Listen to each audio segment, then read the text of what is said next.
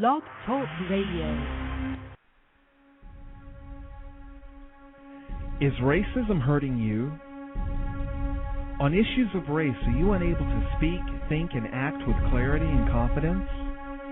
Are you tired of laughing when nothing is funny, smiling when you are not happy, agreeing when you really disagree?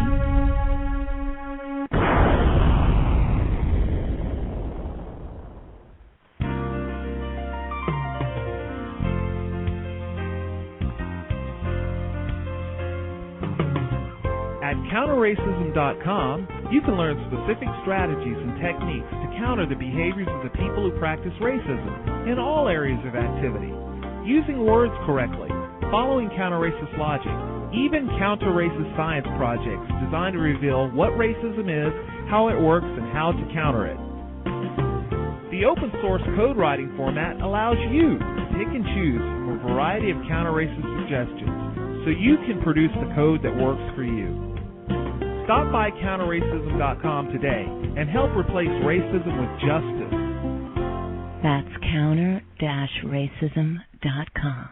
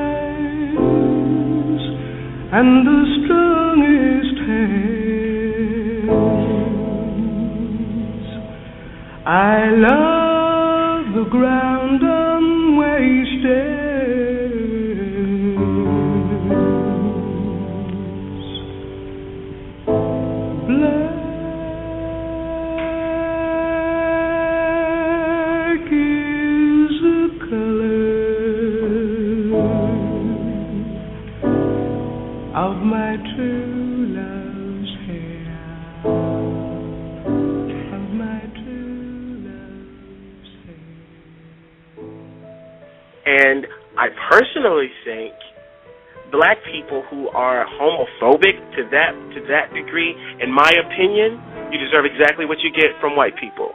Exactly what you get from white people. Because you perpetuate the very thing you complain about, which is discrimination or whatever, white supremacy, doesn't matter. However, of course, black people own discrimination, lock, stock, and barrel. They own the rights and the patent to it, and no one else in the entire known universe has ever been discriminated against except them. That's why I take issue with 90% of black people. They're the first to scream racism, but they're the first to call somebody a faggot. Quick. And yet, they wonder why they're not respected. They wonder why, they get what they get. I personally think any black person who is a homophobe, you deserve exactly what you get if it is a cross burned in your yard or you from a tree. You deserve exactly what you get because you are a hate monger, just like the white people who hate you and discriminate against you because you're black. You're no better.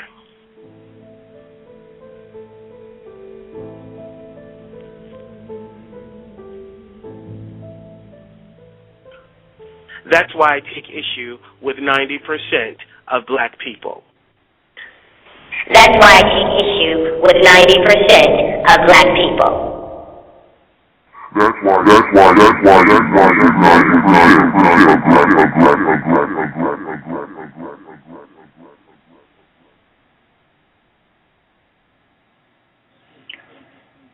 context of white supremacy, Gus T Renegade, Justice, and for another program to share constructive information on racism, white supremacy.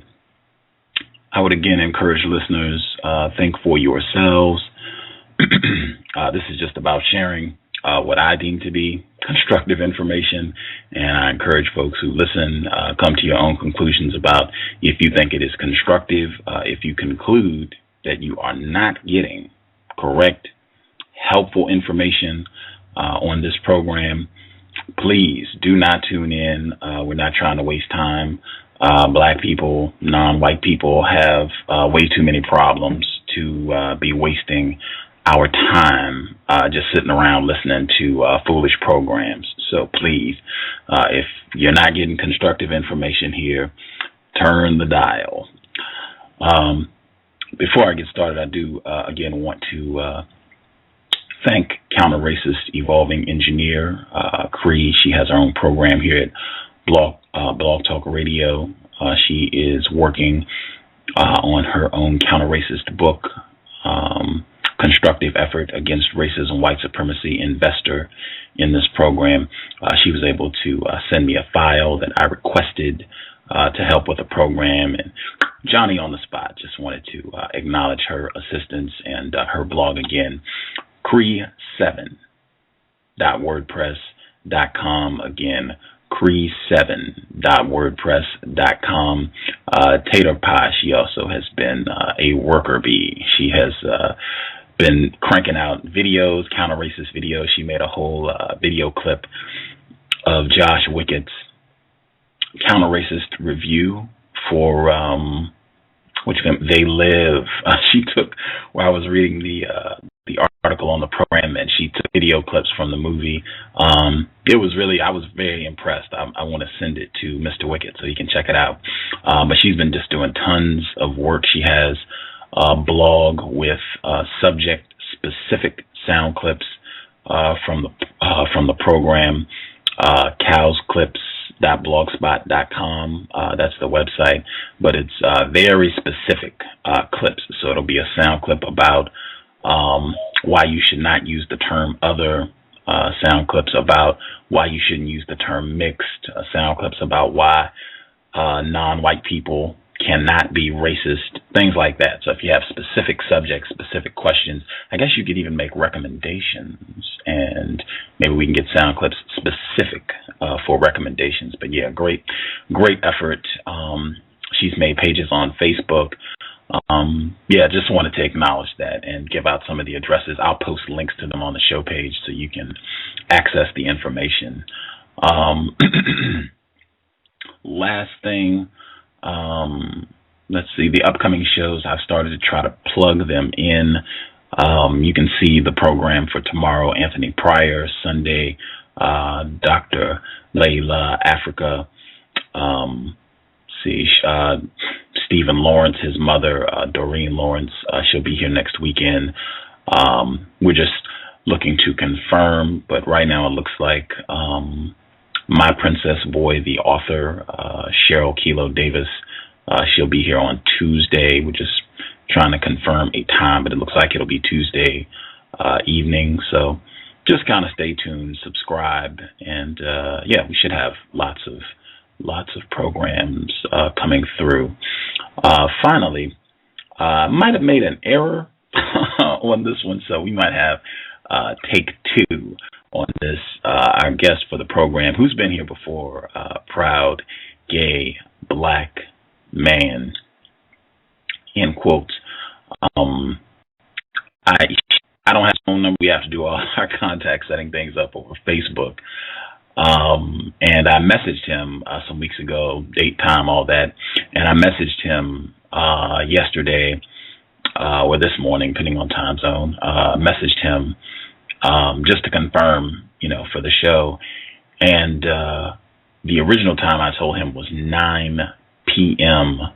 Pacific, which is a little less than 3 hours down the road. So I'm not sure. A lot of people are on the line. I'm not sure if he is one of them. If our guest is on the line, press 1 and we can proceed. If not, then yeah, we might have to hang out until 9.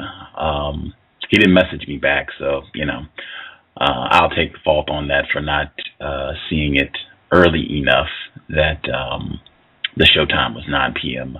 Pacific, which was an error. I really would have preferred to have the broadcast at 9 Eastern, 6 Pacific. That's kind of comfortable time slot. It seems like people are able to tune in. Then I don't think it's too late for people on the East Coast and people on the West Coast. I think by 6, a significant chunk of folks are already home, so they can listen. So it seems like that's a comfortable time spot to broadcast.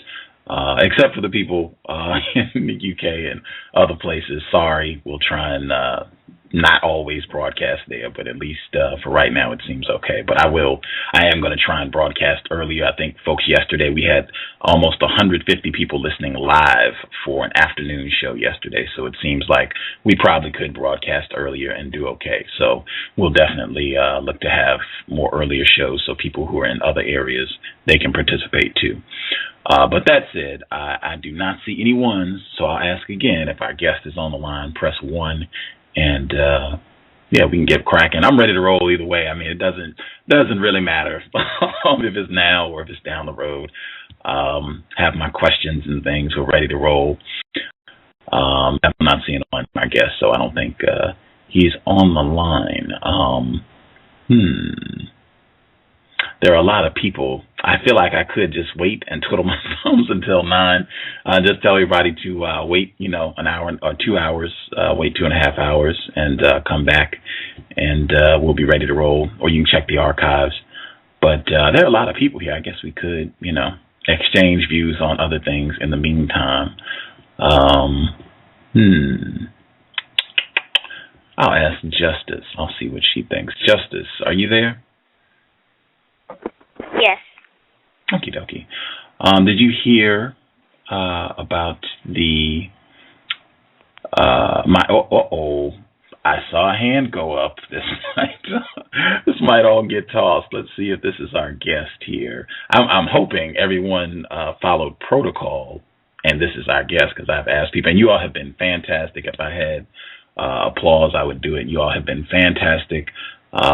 Not pressing 1 at the beginning of the program. Thank you. It is so helpful because so many more people are calling in now. It's just very confusing. So thank you all for cooperating. So I will assume our guest is here. So scrap all that. We are ready to roll. The voice at the beginning of the program, the song Nina Simone, the voiceover, the sound clip that you heard midway through, our guest for today's program, he was with us just a few weeks back. We had a very interesting dialogue.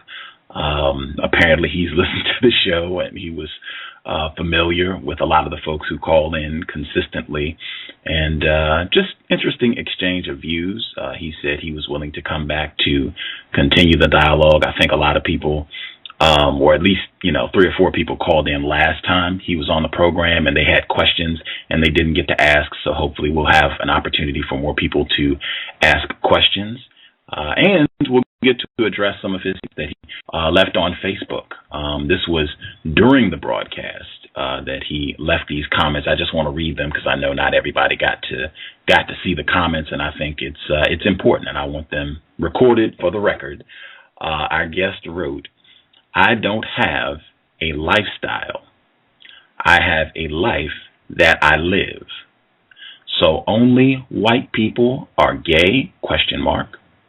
Honey, please. Question, do you have a career? And how much money do you make? ? I'm assuming you only have a job and a lot of time on your hands like 90% of niggers. Yes, I said niggers. Poverty breeds ignorance. And seeing as most blacks are ignorant, that makes you a nigger. The black heterosexuals I know are too busy worrying about multiplying their millions to be caught up on only white people being gay. If you could only see all the rich black gay men here in Atlanta, myself included. There again, there are a lot of poor niggers here too. Get your weight up, honey. I'm certainly not trying to convince black people of anything. And this was a dialogue I think he was having with another person who was posting on Facebook. They were kind of having a back and forth exchange. I'm not trying to convince black people of anything. Law. What do black people collectively own or run? If I were to try to convince anyone of anything, it would be someone who had power and the means to make things happen. Law. I'm interested in equal rights and equal protection under U.S. law. I could truly not give a damn what poor black people think or believe. You do not pay me. Your black ignorance is giving me a nigger headache. Again, this was posted on Facebook. It's not there anymore. I believe our guest might have suspended his account momentarily or what have you, but the comments aren't there anymore. But thankfully, Tater Pie, on her counter-racist grind, she was able to copy and paste the comments. So that's the only reason we have them. At any rate, before I bring our guest on, I just want to give folks 12 seconds of Fuller to keep in mind before we begin the program. And remember that our guest requested to come here to speak with us. Run a nice, clean town here. We don't have no problems at all. Oops. Black people talk mostly to each other in order to argue. That's really why they're talking. They don't know this, but that's why they're talking. They're not trying to learn nothing. Our guest for today's program, second time, a proud gay black man. Mr. Brage, is that you, sir? Gus, can I be heard? Oh, not following directions. Dang, you're not the guest. Yeah, I can hear you. Okay. I know that's like the official greeting or whatever here. I am tardy for the party, but this is our guest. Oh, right on. Good to hear from you, sir. Yeah. And you can call me Brage. You can leave the Mr. off. Okay, it's a habit. I'm consistent with it. I might. Are you comfortable if I do say Mr. Brage? Is that going to upset you or? I mean, well, I just prefer Brage. I mean, that's my name. Okay. What is the code, ladies and gentlemen? Call people what they want to be called. No problem, Brage. If I slip and make an error, I apologize. I'm accustomed to saying Mr. and Mrs. on the program, so I might make an error, but I'll make a conscious effort to say Brage. Brage. Okay. All right. So how are you doing this evening? I'm wonderful. Why didn't you think it was me when I, called? I didn't catch the voice at first. I'm victimized. I'm black. I'm ignorant. I just didn't catch the voice pattern at first. But Well, that's very true. But I was only, trying to honor what the other people do when they say, can I be heard? Me and my friends, we say that all the time now. So. Right on. Yeah. All righty. I guess we can pick up. I know I had questions I didn't get to ask from last program. I'm actually going to do, what the custom, Justice. If you have questions you would like to ask Brage, please go right ahead. Your mic is open. Hello. Hi, Justice. Last time when you were on, you used words that gave me the impression that you think you are an extra special black person, or you're a better black person than most other black people. Is it true that you think that? If so, what makes you so much of a better black person? Wow, Justice, you know what? That is so eerie because I was having a conversation with my boyfriend the other day, and he basically told me the same thing after listening to the show. This is so weird. Anyway, the answer to that question would be, and I'm reluctant to answer the question like this, but I am. The answer would be yes, I do. I do feel that way. And my boyfriend had the nerve to call me a black gay elitist. And at first I was very offended. But, you know, after I conversed with a lot of my other gay male friends who are, you know, reasonably wealthy, we all just kind of admitted that that was true. So, yeah, that's true. What makes you so much of a better black person? You didn't answer that part. What makes me a better black person? Well, because I'm educated. I don't speak any Ebonics. I'm not hung up on white people are out to get me all the time. I do for my community. And when I say my community and my people, I mean gay and lesbian people. And I'm a good person. I love the cowbell. I hope I answered your question, Justice. Do you ever snap your fingers when you talk? I am guilty. But that's like so 90s. Nobody really does that anymore. I've done it before, yeah. But in the last decade, of course not. That is so passé and gauche to do that now, so no. Have you ever seen black males snap their fingers when they're talking? If so, what do you think about that? And do you think that supports the system of racism, white supremacy? Seeing as most people on this show blame everything on white people, whatever my answer is, yes or no to that, they're going to basically say, you know, yes, you know, eating an orange supports, you know, white supremacy according to you people.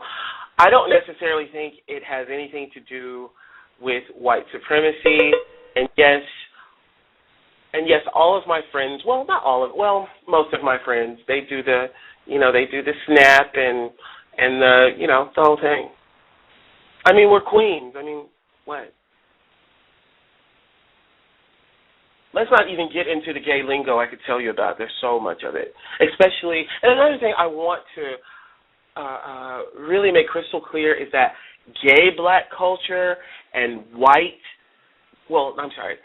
gay black culture and white gay culture are polar opposites. Just like white and black heterosexual people are completely different, we are completely different too. I mean, in what we do and how we speak and how we think and that whole thing. Do you wear skinny jeans? Do I wear skinny jeans? I've tried, but my butt is like way too big for skinny jeans. I have a small waist and I have like a really big butt like my mom, so I couldn't get away with skinny jeans because my butt is too big.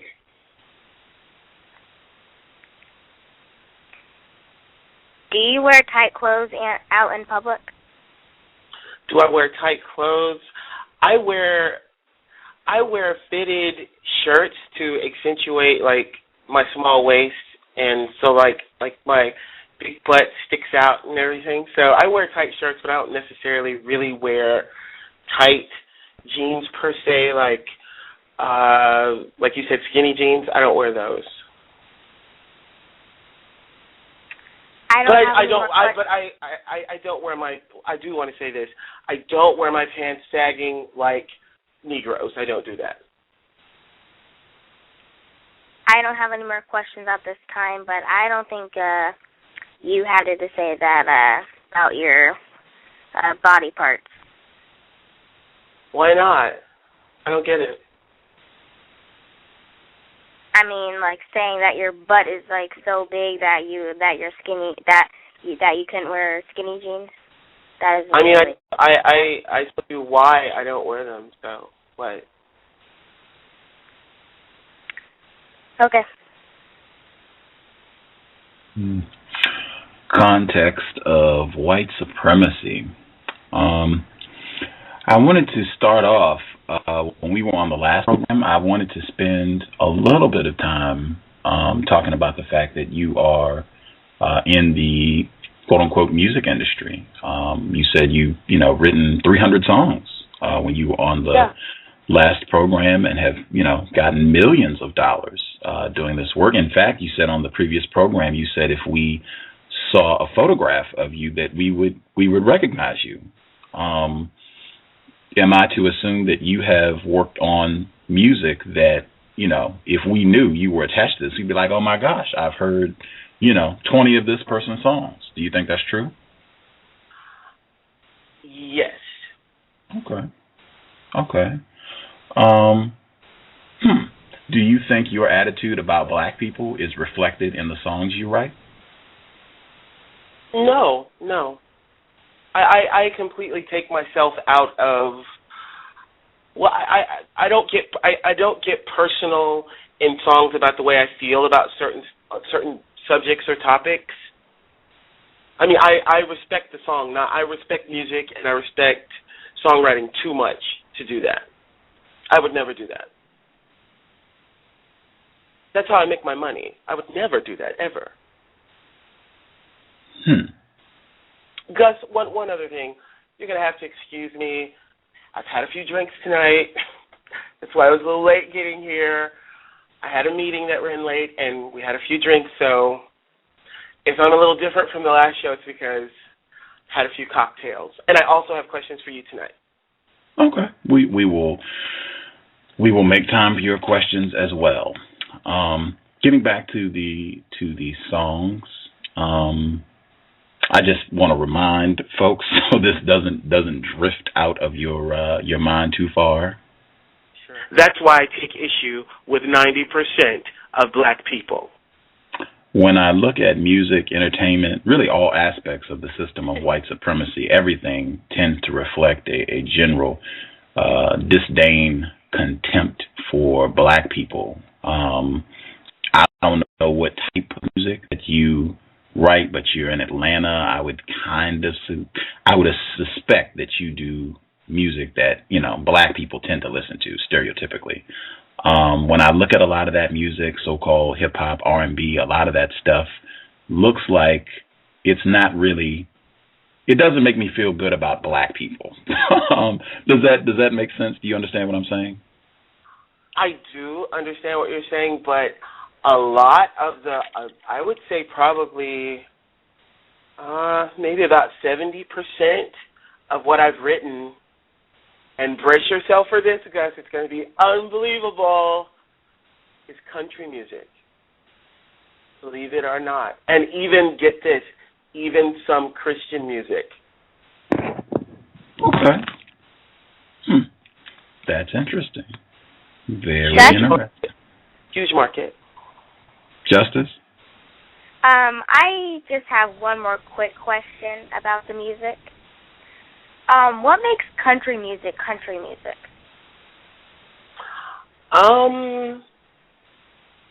What makes country music country music? I guess it's just the twang or the wang of the song, and I think what makes country music is lyrically it's very descriptive, and there's a certain style of writing country music. So you can't just like sometimes you can take an R&B song and make it a country song, or a pop song and make it a country song. But it's really, all songwriting is storytelling, set to music. But what makes a country song? I don't know. Maybe because a white person sings it and strums a guitar near a couple of chickens and a stack of hay. I don't know. That's the best I can do. Or I would say, what makes music music? What makes music music? Yep. What do you mean, what makes music music?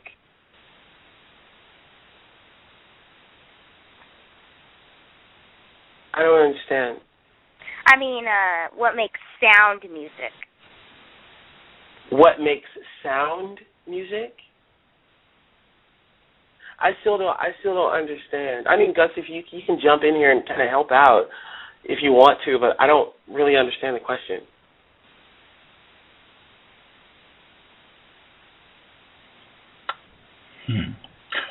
Justice, if I were to rephrase your question, and you can tell me if this is what you want to ask,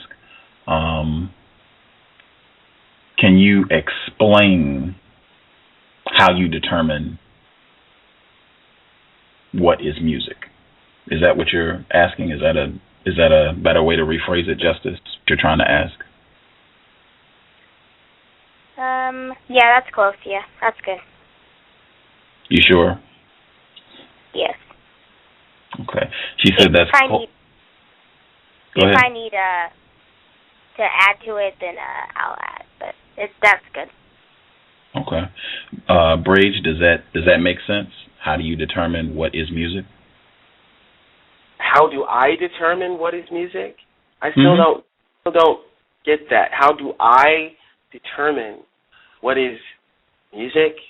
Right. I mean, versus what? I mean, you hear lots of sounds. Not all sounds get classified as music. So how do you determine, what sounds you arrange to say, oh, okay, this is music? Okay, I think, and I hope I'm answering this right, that what a lot of people do now, they're beat makers and they're not composers. So when you have a producer that makes basically one beat fits all, I don't consider that real music. It's just you're a beat maker. You get on your computer and you make a beat, and there's nothing to it. You just basically put some sounds together. So I don't consider that necessarily real music. How do you determine what's real music? I determine what's real music by the live instruments that are used, what the inspiration is behind the song, and how the song is put together, and that the composition is not like, it can fit any artist. This particular composition will fit only this artist, and I have to take all of that into consideration before I work with any particular artist, especially now that I own my own company versus working for Sony BMG. What do you think, Justice? Does that answer your question? Yeah. Okay.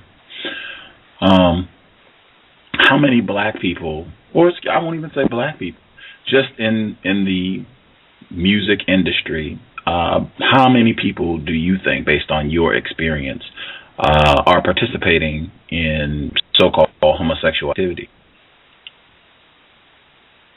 Okay, you broke up a little bit. How many people do I think are participating in homosexuality in the music industry?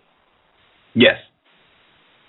If I had to give a percent of the music industry, I would say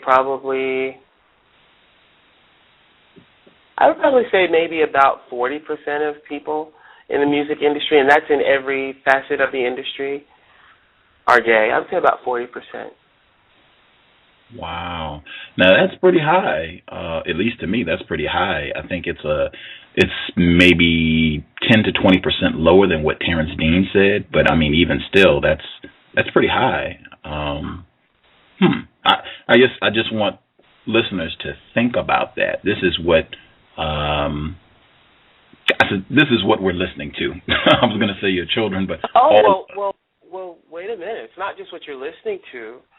I guess I should say Hollywood, because there is this colloquial that's used, and they say the quote unquote, and you're going to love this one, Gus, and I'm sure you're going to use it in the future. Pink Mafia is what they call it, the Pink Mafia, because there are so many powerful executives, at the top level, that are gay. And I'm going to get into that in a minute about something I'm working on, but yeah. There are a lot of gay people. What are you working on?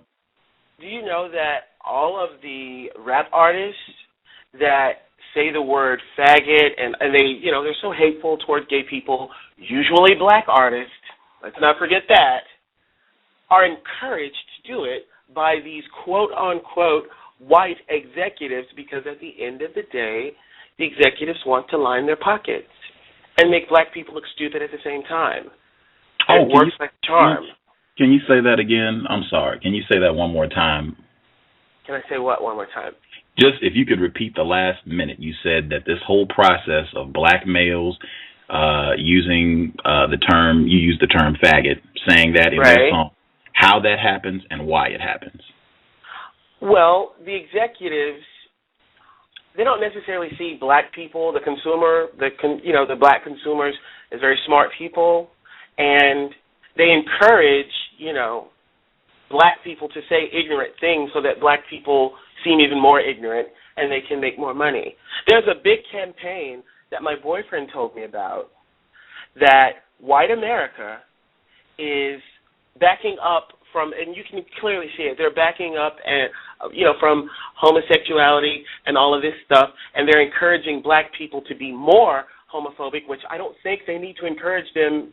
I mean, black people are innately homophobic for the most part.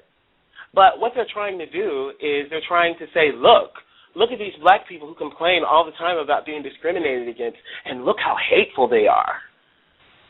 They're hateful, and they're hateful against gays, and they don't want anybody to hate them, and it's a master plan. That's all I can say, and it's working like a charm. So what do you say? There's nothing I can do about it. And even if there was something I could do about it, I wouldn't.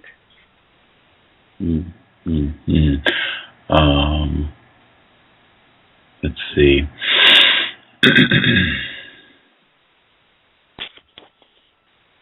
That's why I take issue with 90% of black people. What is the project that you are working on that you said you wanted to tell us more about? Well, actually, I'm working on 3 projects. I wanted to tell you about all 3. Okay. And oh my God, I'm a soundbite. Oh my God, am I really a soundbite? I love it. Anyway, well, first I wanted to say this. I wanted to get some of my gay friends to come on with me tonight, and they totally did not want to do it. They don't listen to the shows with me anymore because they're like, this is so idiotic and so stupid. It's not. They don't think it's funny anymore, and I mean, they've really kind of let me down because I don't have anybody to listen to the shows with anymore and laugh. So I found myself just listening to a show by myself, and it really wasn't any fun. But anyway, so that's the reason why it's just me tonight and none of my friends. Another thing I wanted to say is, and I guess this is a general statement I want to say, I found that nobody really cares what black people do, say, or think, because black people collectively don't have any power or influence over anything. They don't own or run anything but their mouths. And I mean, this show is proof of that. Black people talk a good game, but they don't necessarily really do anything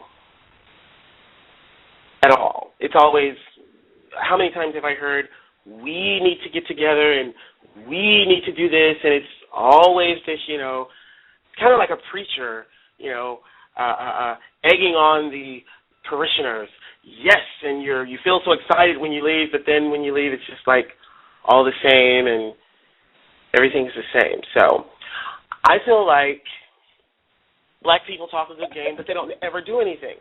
But I want to tell you about what I'm doing to further my so-called gay agenda. Okay, the first thing that I'm going to do, and I've already done it, and get this, I've auditioned for a reality show that MTV is going to produce.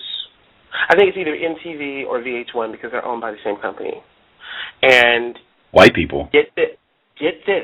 Yes, get this. The show is going to be named either of the 2 of these titles.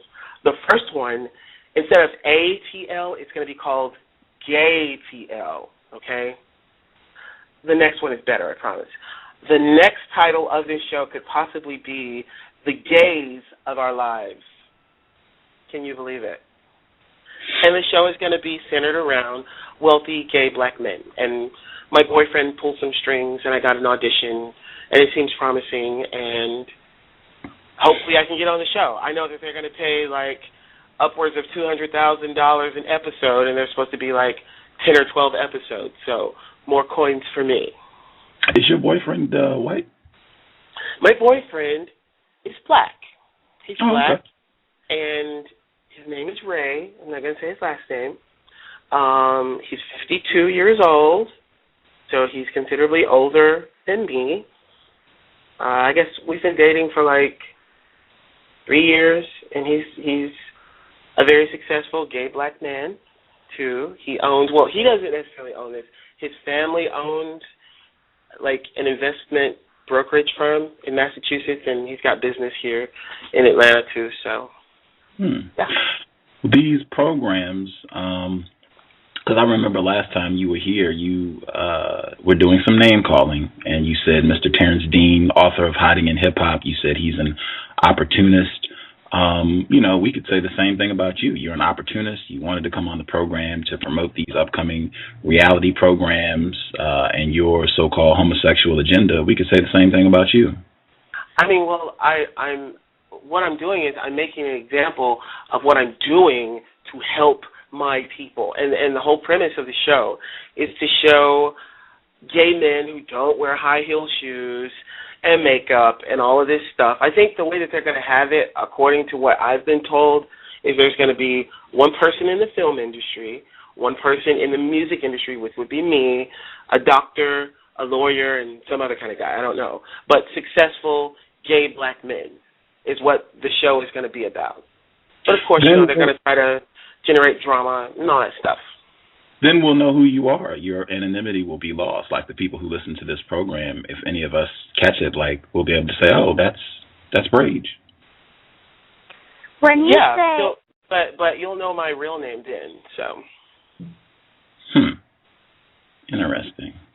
Mm-hmm. Justice. Yeah. When you say boyfriend in this case, what do you mean? I mean, my significant other. Like Justice, do you not know what boyfriend means? Well, I do, but I just want, like, your definition of it. I mean, it's the same definition as what you would have or anyone would have, really. If a female were to call her significant other her boyfriend, I mean it in the same way. I get a feeling like you already know that, though.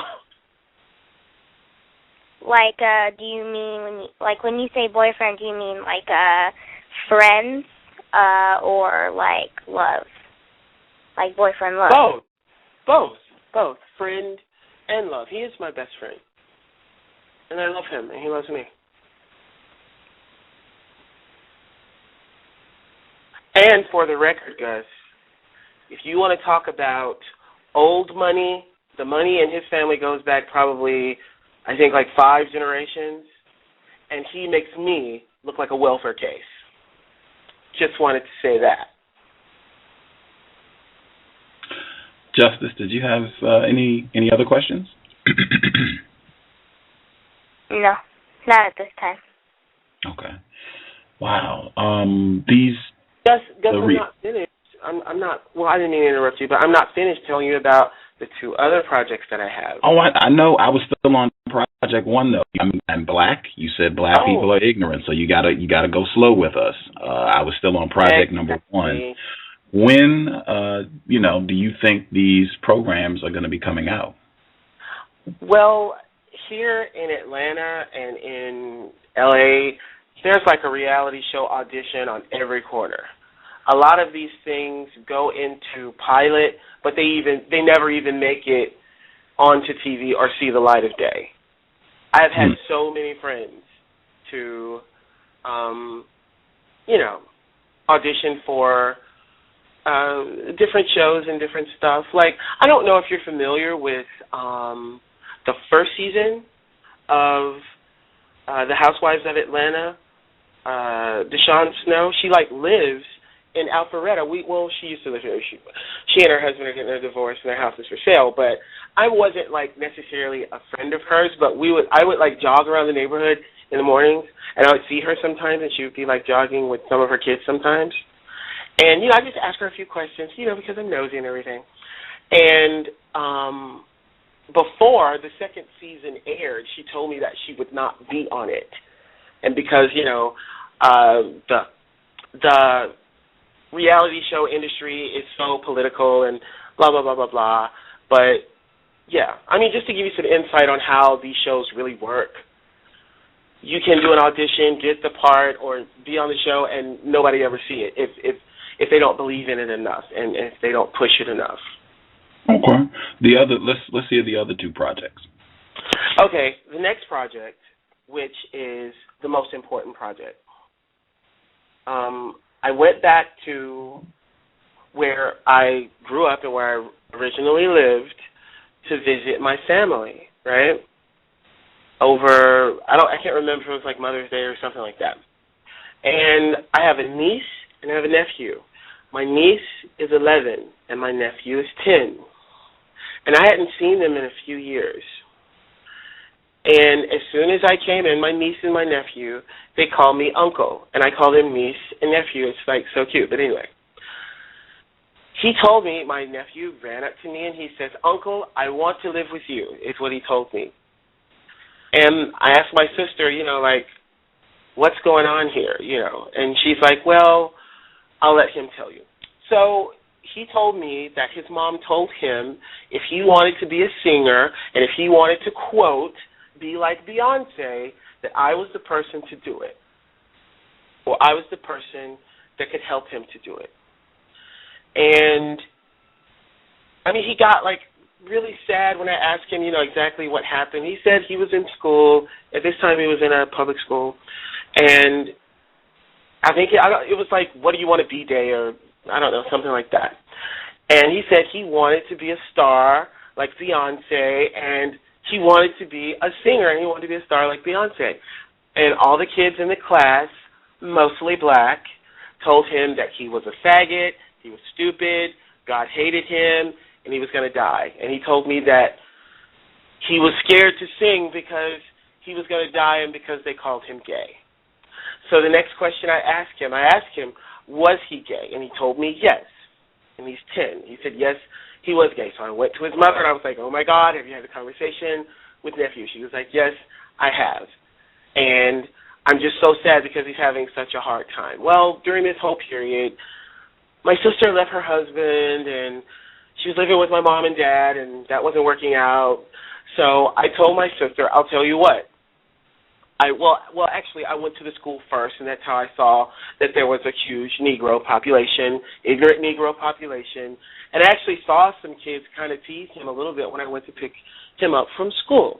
So I told my sister, I said, well, you got laid off from your job. She got laid off from her job, and she was getting unemployment or whatever. I told her, why don't you and the kids move to Atlanta and live in the condo that I own, because I don't live there. The house that I own now was actually a gift from my boyfriend last year. So that house is in Alpharetta, where I live now. So I was like, the house or the condo in Buckhead, you and the kids can live there. I can get him enrolled or get them both enrolled into a private institution so they can be around a better class of people. And she agreed. I told her, she could just take her whatever money she has to pay whatever utilities, and I would help her out. But that particular condo is paid for, so they moved here, and they live here. And I needed to do that because it pissed me off so much that someone would tell my nephew that he was going to die and that God hated him and all of this stuff because he was gay. All right. Then the thing that bothered me the most, they also told him, well, you can't be a star because you're gay, and gay people can't be singers. They can only be hairstylists. They can only be decorators. They can only be this and that. And my nephew told me, Uncle, it's true. There are no gay singers. I can't do it. They won't let me do it. So I got with my boyfriend, Ray, and I was just venting to him, and I was telling him the reason why gay people or gay artists, well, that's the only niche that gay people can't really be in. You see gay people in the movies. You definitely see them in fashion. You see them everywhere, but they're not in music. And if they are in music, they're not black. They're white. So I had a meeting with some people I knew, and I found out why gay people can't make it in the music industry and be gay and be open and just be an artist. And it's because the powers that be don't believe that a gay artist can be marketed and sold. That is the only reason. They don't feel like anyone would buy the music. So I brought up to these executives, what about the talent factor? What about the talent? They said, well, I think it's going to be overshadowed by the sexuality, whatever. And I was just like, why can't there be, like, a label like Motown for gay artists? Then that's when the little light in my head went off that said, fine, I'll start my own. I cannot let my nephew down, period. And he will be, I guess, a gay little kid star or whatever, but his mom is like he'd have to be a lot older before he did it. So I'm putting up $2 million of my own money. My boyfriend is putting up $8 million of his. And $10 million, we're starting the first gay label in the industry. And as long as we can get the talent and develop them and get them to where they need to be, we can get the distribution and we can make it happen. We're calling it the Gay Motown.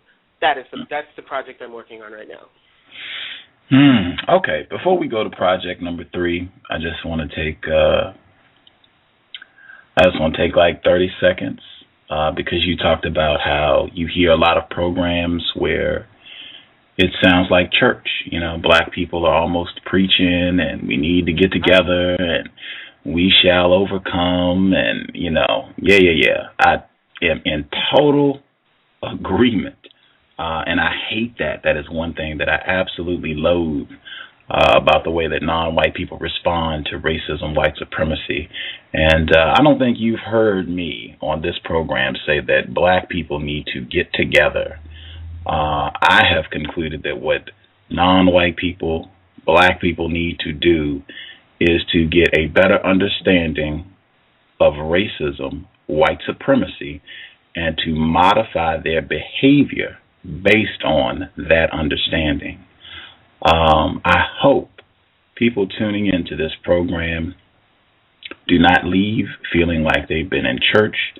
I hope you leave with a sense of the fatal nature of the situation.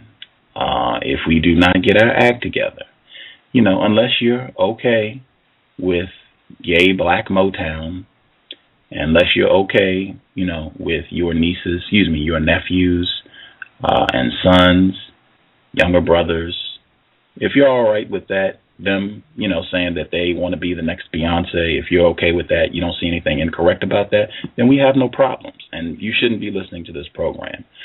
If you think that is a problem, that's incorrect, and we should be really making an effort to change that, I hope listening to this program lets you know how bad the situation is, and I hope we also have programs that offer suggestions, ways to work against that, and other techniques, ideas to combat racism, white supremacy. But I definitely am not feeling like I'm in church.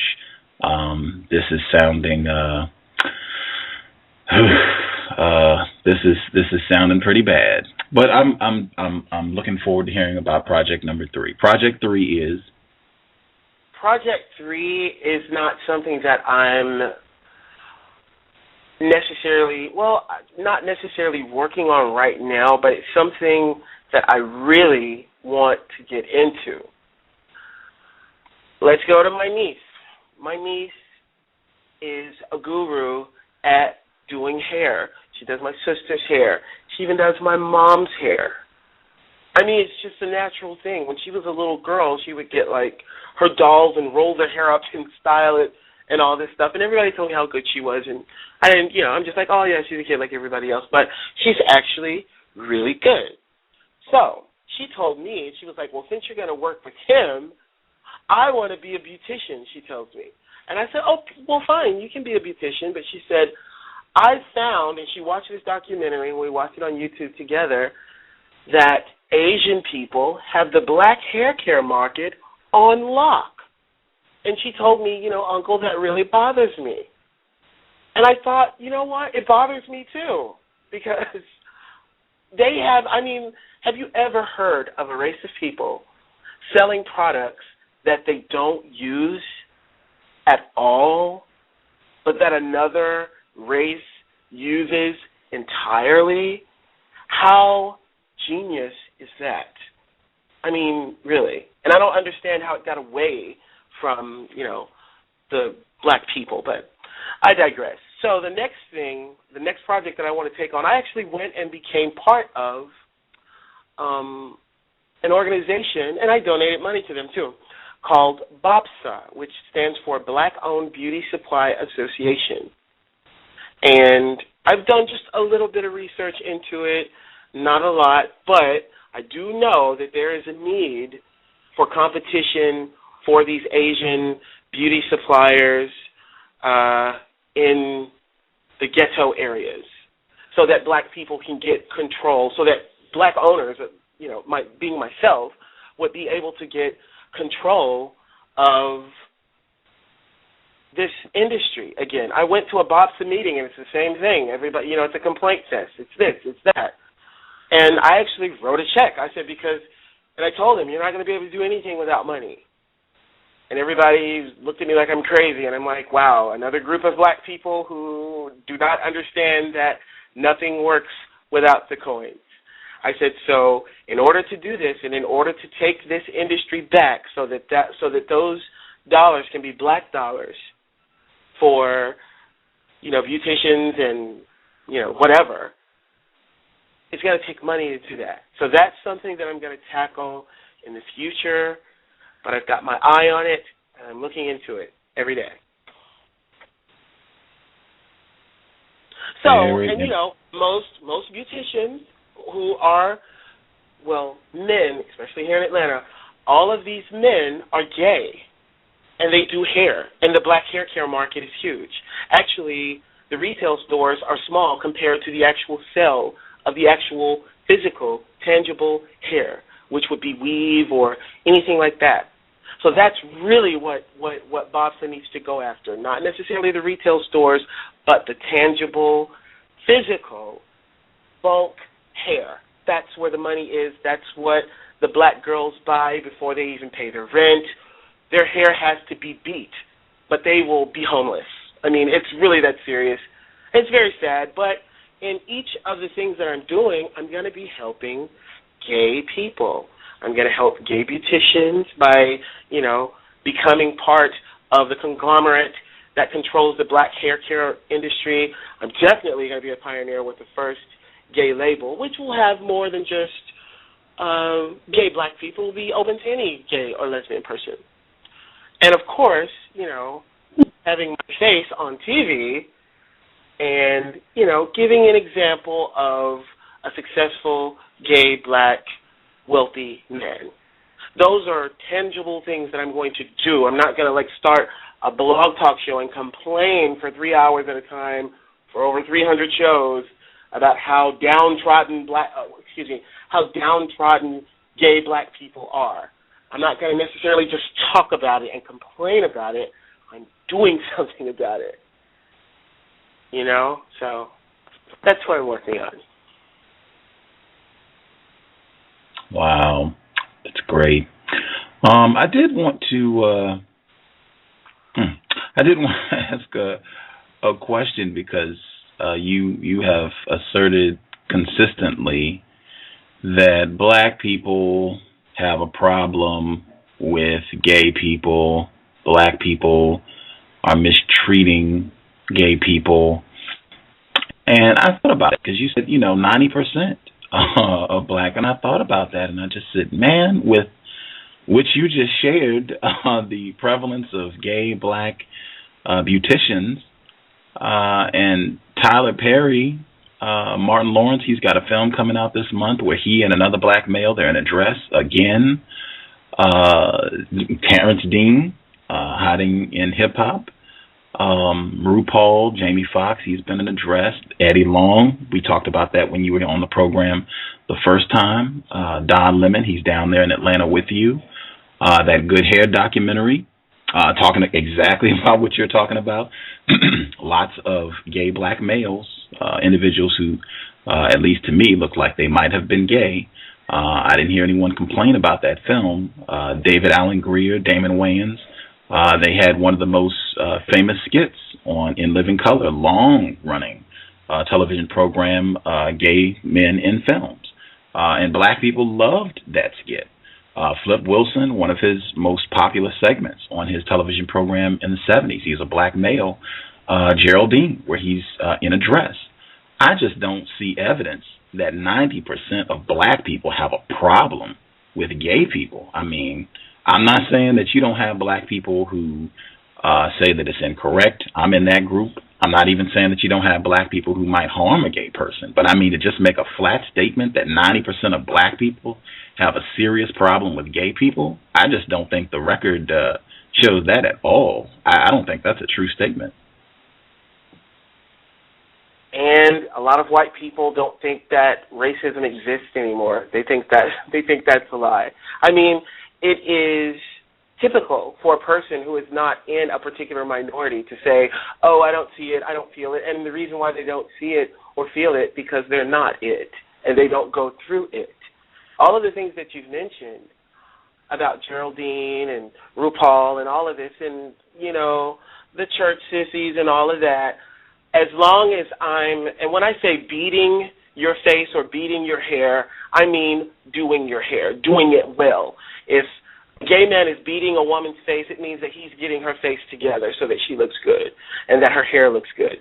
Gay men can beat a woman's face and beat her hair and have a tambourine and shake it in the choir, but the minute that they say, I want to be respected, oh, you're going to hell, you're nothing, God hates you, that's what I'm talking about. That's what I'm talking about with black people. As long as we are, you know, of use to black people, everything is great.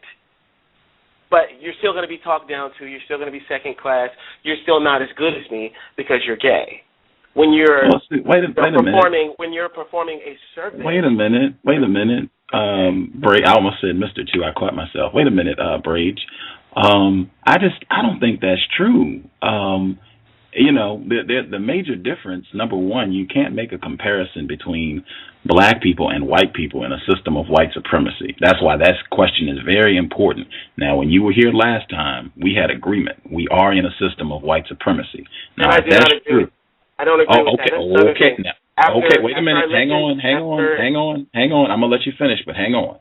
So if you're changing your mind, that's important. So that right there. I'm not changing my mind. You said on the last program, yes, there is a system of white supremacy. So if you're saying that that's not true now and you don't think so, you have changed your mind. You're not saying the same thing that you said on last program.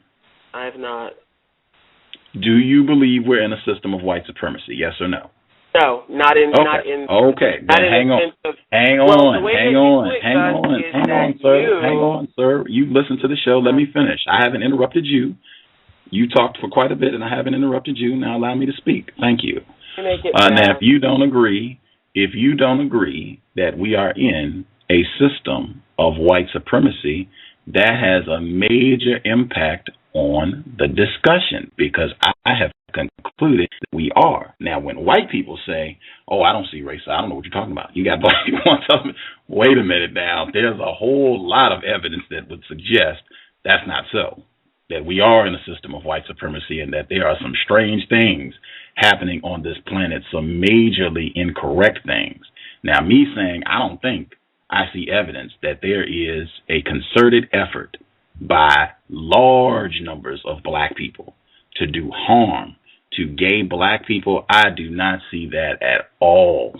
At all. I see black people mistreating other black people all the time. That's standard and to be expected. I'm going to go back to my Mr. Fuller clip, and then I'll get your response. Okay, here we go. Black people talk mostly to each other in order to argue. That's really why they're talking. They don't know this, but that's why they're talking. They're not trying to learn nothing. That's just true under racism, white supremacy. Watch Sanford and Son if you need a reminder as to why that is. So I'm total agreement. I see black people being very discourteous and rude and disrespectful. I see that all the time. That's just being black. We had a gentleman on the show the other day who said he smiled at a black person and she got an attitude. That's just us. Black males, black females, black children. That is the damage that has been done to us because of racism, white supremacy. So my perspective is that I think just being black, you are going to be subjected to hostile treatment from other black people, period, whether you're gay, whether you're not gay. And I just don't see evidence that large numbers of black people really have a problem and are out to do harm to gay black people. It's just, I would have a hard time reconciling that with the phenomenon like Tyler Perry, Martin Lawrence, Eddie Murphy, all of this stuff that I see, what you talked about with the hairdressers. I don't see that. I don't see that, and I'm very to hear your response, sir. Go right ahead. First of all, with the when I listened to the other show and I listened to it with my friends, they were basically like, you weren't going to get out of the question about white supremacy unless you agreed with him on some level. And if you notice, and I listen to other shows, and if people don't say, yes, I am a racist, yes, I hate black people, yes, I'm trying to take over the world and kill every black person, there's a debate. Unless someone agrees with you, there's a debate. I don't agree that white people are dedicated to the degradation of black people. I don't. I believe black people are dedicated to the degradation of black people. And why are there so many gay black men that just flock to Atlanta? Because they want an opportunity. They want an opportunity to be themselves.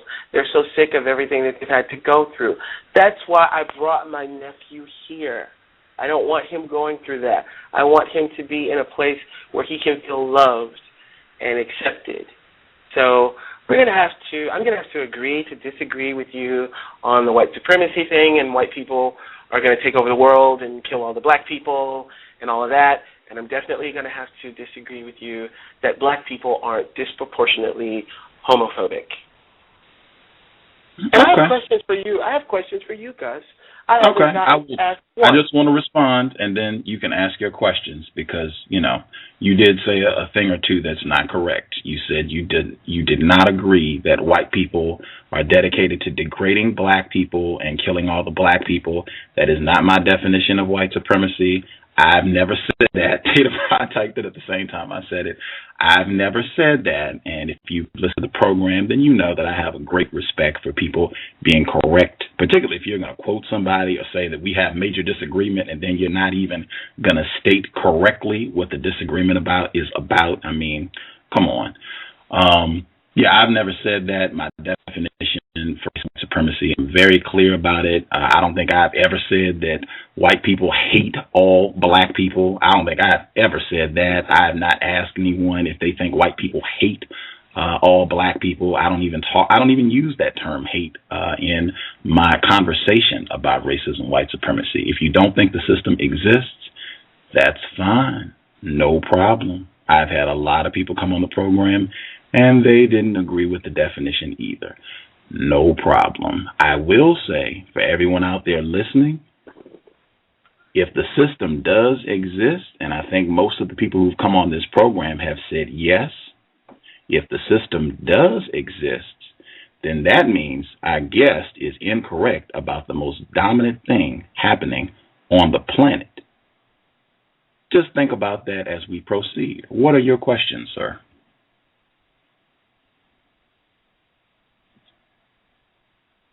Brage, are you with us? I'm sorry. I was eating. I put you on mute because I was eating something. I'm sorry. No worries. My bad. Okay, this is my first question. Are black people personally responsible for anything in their lives at all? Or are all black people, I guess the question is, are all of black people's woes white people's fault? Now, see, that's what I mean. Now, a question like that, if there is a system of white supremacy, the answer to that question is obvious. I mean, you don't even have to think about it. It's a layup. Duh, yes, of course. If there is not a system of white supremacy, well then, whatever. I mean, we can say whatever. It might just be that black people are dumb and stupid, and maybe the world would be better off without them. Maybe that's true. But if there is a system of white supremacy, well then absolutely, the question is yes. So I will simply respond with a question: is there a system of white supremacy? Once you answer that question, you'll have your answer to that question, to the question that you posed, sir. Next question. My question is: are black people personally? Black people aren't personally responsible for anything. Everything is white people's fault, right? I don't believe I've ever said that, and I think the way that I make an effort, a conscious effort to phrase it, is that the people who are most to blame, I think the word you used, responsible, the people who are most responsible for things being the way they are, if there is a system of white supremacy, is absolutely white people. Now, does that mean that black people are perfect? Does that mean black people don't ever make mistakes? Absolutely not. I make a ton of them. But because we are in the system of racism, white supremacy, I mean, it is the equivalent of, if we think about, if the system, I mean, I'm not even going to explain. I was going to give a metaphor, but I mean, there's no need.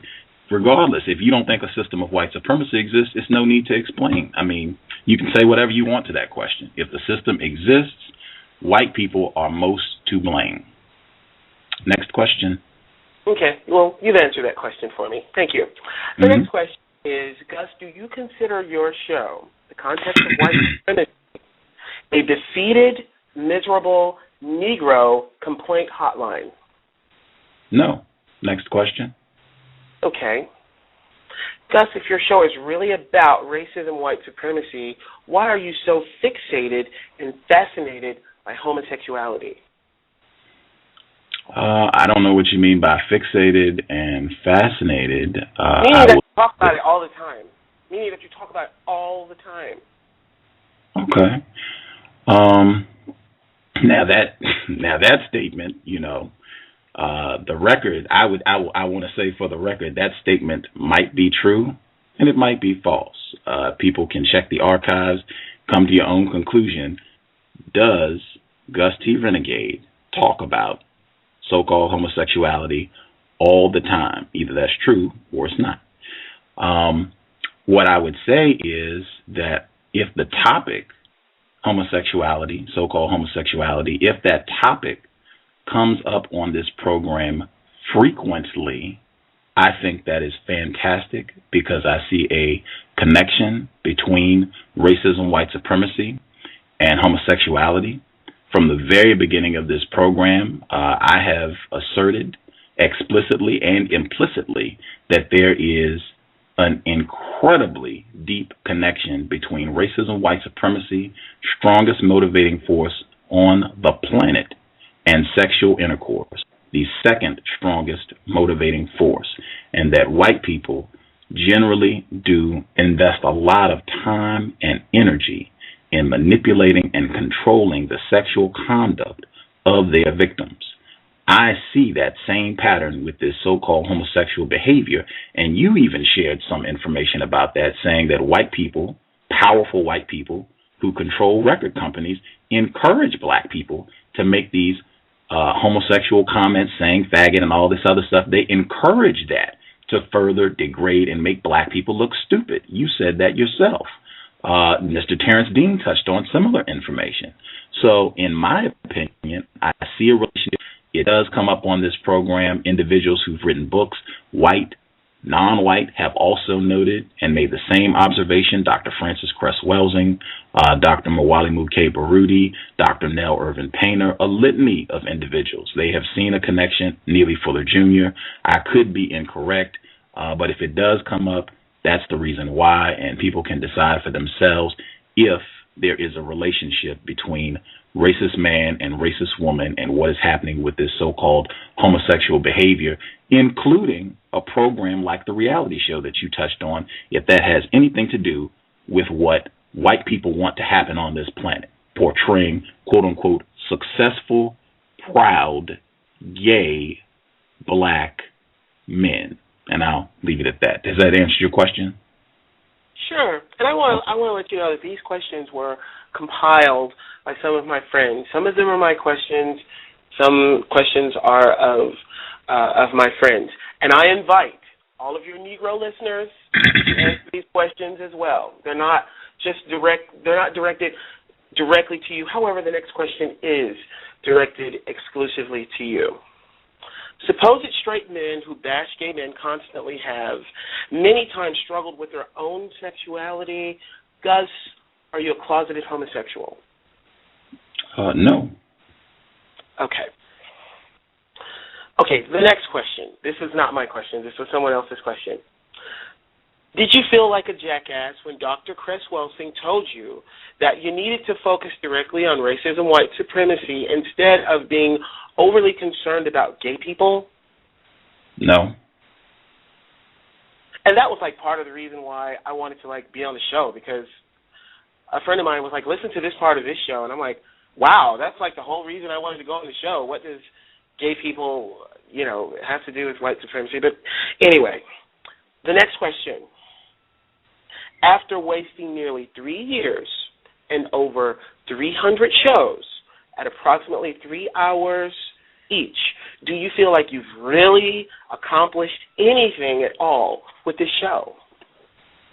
I have not accomplished nearly enough, so I don't think I've accomplished anything at all. The goal is replace white supremacy with justice immediately. That has not been done, and I think I say that pretty consistently on this program, and as I have not done what I set out to do, it might not be of any constructive value at all, and listeners should keep that in mind, yourself included. I mean, but I listen to it for entertainment. Well, I used to listen to it for entertainment. Without my friends with me to laugh and stuff, it's not any fun, but I'll move on to my next question. Do you have a life or a real job given your unreasonable obsession with racism, homosexuality, and pedophilia? Do I have a life? Do you have a life? Because you're so fixated on these things, and I just imagine you just wake up in the middle of the night screaming racism, homosexuality, and pedophilia. I mean, because when someone discusses things like this every day for like hours on end, you have to think, do they have a life? Or better yet, do you even have a job? I mean, wow. Doing shows like every day? I mean, when do you have time to work and earn your coins? I invest as much of my time and energy as I possibly can in working against racism, white supremacy. My friend used to ask me, a black man in Atlanta, check that out. In Atlanta, he used to say, we would sit in Buckhead. We would sit there, and he would say, what if you didn't have to sleep? And I was like, that's crazy. Just side note, I was much more confused about racism, white supremacy. I'll say that again. I was much more confused about racism, white supremacy. Anyway, he said, what if we didn't have to sleep? If it was optional, like you could sleep if you want to, but you don't have to, like, how you get really worn down and grouchy and just functioning optimally if you haven't rested. And I was just like, that's crazy talk. If I didn't have to sleep now, I would probably do more shows. I would probably do more. I would write on my blog more. I would do as much as I possibly can because I feel like the system does exist and it is wreaking havoc on this planet, and most non-white people are incredibly confused. So as a non-white person who asserts that he is less confused, I am going to do my best to evidence that I am less confused and produce results with the information that I have. And I hope that's answered the question. Well, do you have like a real job? I get compensated for doing this program, so I could say this is my quote-unquote real job. I mean, is that like when you like panhandle for people to like give you money and donations and stuff, or? I do not have a pan nor a handle, and in fact, I would encourage anyone. White people are extraordinary at getting money just by asking. White people do, like many things, white people do this better than non-white people. So you don't want to look at Gus as the example for how you ask for money and get it. You want to go to white people because they write whole books. I know non-white people, they have met and worked for white people. That's just their job. They sit down and ask people for money, and they get millions. So you shouldn't be ashamed about that. If anyone tries to make you feel bad or feel like something's incorrect about that, if they're white, they're probably practicing racism consciously. If they're non-white, I suspect that they are highly confused. I mean, so you like don't have a job? As I said, I'm compensated for this, so it could be said this is my quote-unquote real job. Wow. Blog Talk paid you to do this? Wow, I need to get my own Blog Talk show if that's the case. Moving right along, if black gays are so-called victims of white supremacy, why do you and your Negro callers have such disdain for gays so much? It's like hating retarded people because they're retarded. Why are you name calling? I'm not name calling. I'm not. Then what is Negro listeners? They're not black people like me. I'd like to say another word, but I'm not going to do it. I'm not going to do it. I'm just going to call them Negro callers. Well, on this program, we would like to not name call. Well, you guys aren't fair about a lot of other stuff. Fair.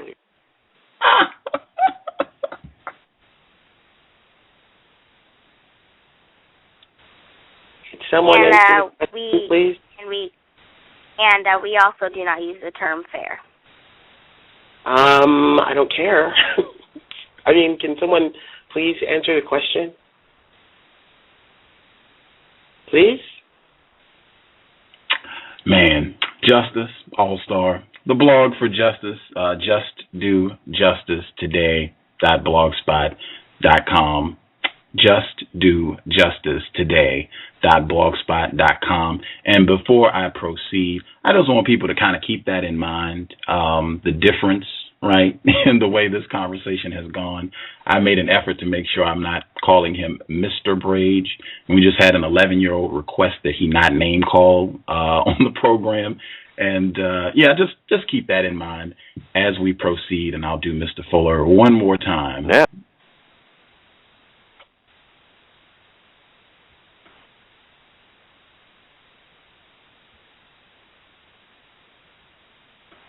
Black people talk mostly to each other in order to argue.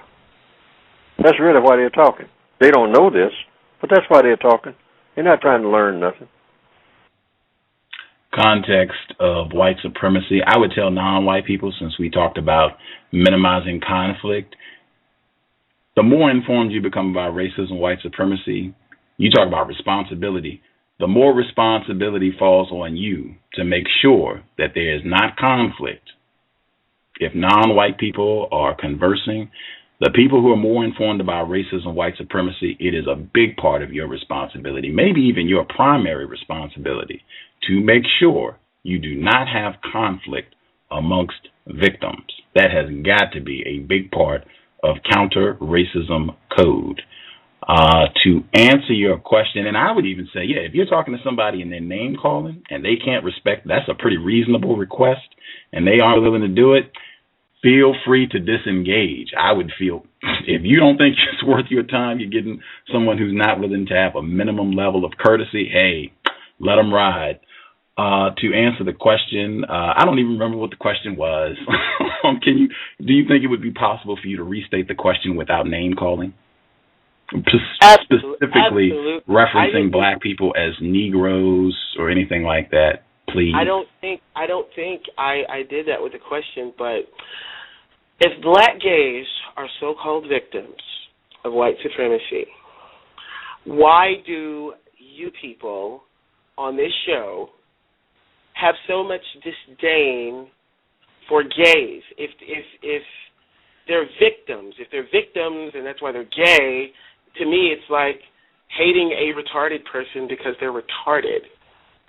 If these so-called gay victims are victims because of white supremacy, why is there so much disdain for a victim? I mean, you call yourself a victim constantly, so I don't understand. Okay, I will answer that question, and then I'm going to allow you one more question, and then I'm going to go to the phone line so that people can ask their questions. My answer to that question, I'm not really sure what you mean when you say disdain for gay black males or gay black people in general. Dislike. I'm sorry? Dislike. Okay. I'm not sure how I have demonstrated dislike for gay people, gay black people specifically, because that's what you said, gay black people. I don't think, I got sound clips, sir. That's why I take issue with 90% of black people. You are not going to be able to find a sound clip of me saying, I got beef with gay black people. I don't like gay black. You are not going to find that sound clip. Or I got beef with gay non-white people. In fact, you are going to find quite a few so-called gay black people have been on this program, including yourself, more than once, and I don't think I have demonstrated dislike for you or any of the other gay black males who've been on the program. I have been courteous to all of them. Mr. Dean, I promoted his book and his blog. I read his book. I think I was very courteous in the way that I talked to all of them, even though I don't necessarily agree with you all on everything. And that's the case for every single guest I have ever had on this program, including Justice. We don't agree on everything. So if, me disagreeing with someone, if you're taking that to mean that I don't like someone, I don't think that that's accurate. I think I can disagree with someone and not, be discourteous with them, or you said dislike, but to be rude, hostile, to make it personal. I don't think I do that. I don't even talk about hating white people on this program. I encourage people not to name call even white people. So I don't think I have demonstrated quote unquote disdain for gay black people. I don't think I have promoted anyone anyone harming gay people, period, or gay black people. I don't think that's been the case, although I've been very clear that I don't agree with the behavior, and I think white people are trying to encourage that amongst the black people and non-white people. But I could be incorrect. I think I've answered your question.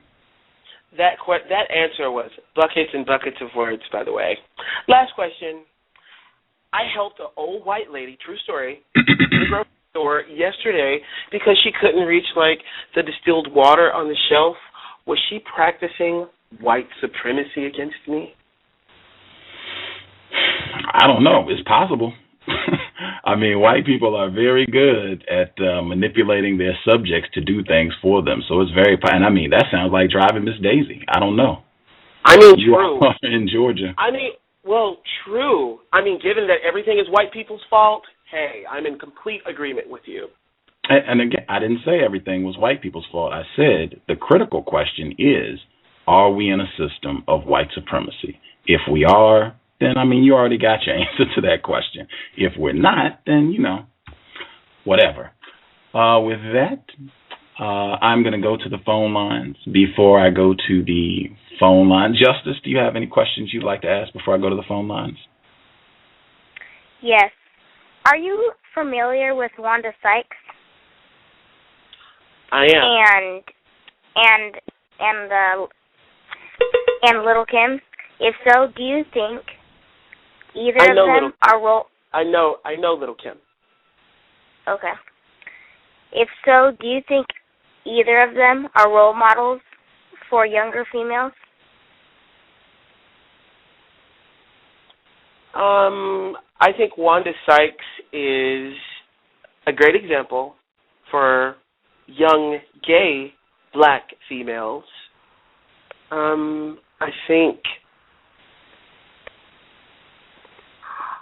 I think Little Kim is in her lane of being the most celebrated and in the Guinness Book of World Records as the most successful rap female artist in the history of rap music as far as sales and all of that is concerned.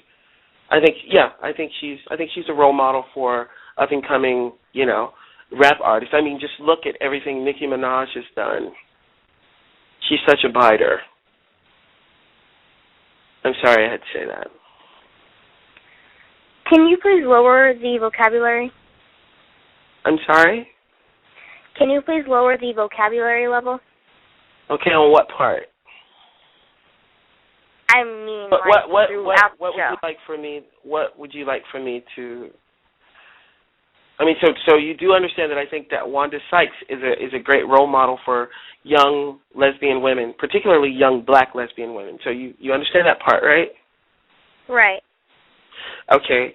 Now, Little Kim, I think, yes, she is a great role model in the lane of what she does.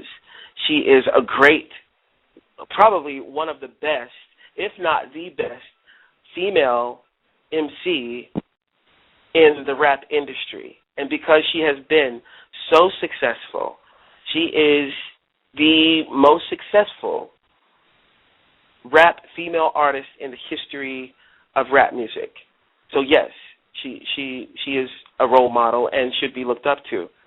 And I mean, basically for what she's done and what she's contributed musically, she is hugely successful. She is, like I said, the most successful female rap artist in the history of music thus far. And she's my friend.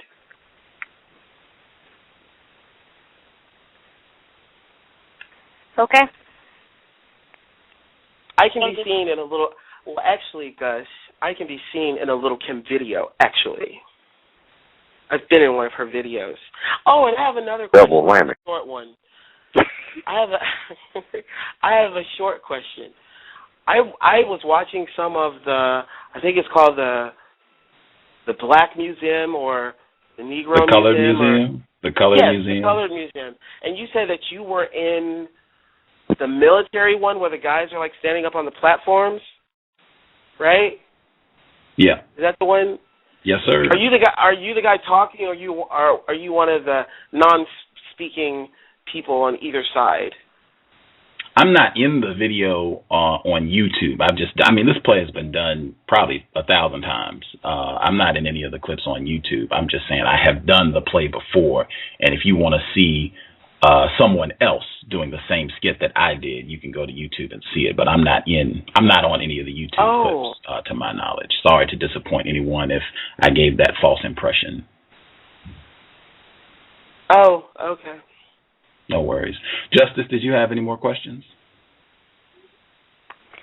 No. Groovy. I'm going to go to the phone lines. Before I do, I'm going to take a quick break just so I can get a sip, clear my throat. We'll be right back. Context of White Supremacy. Press 1 if you have a question, and please keep the background noise down. Thank you. Context of White Supremacy.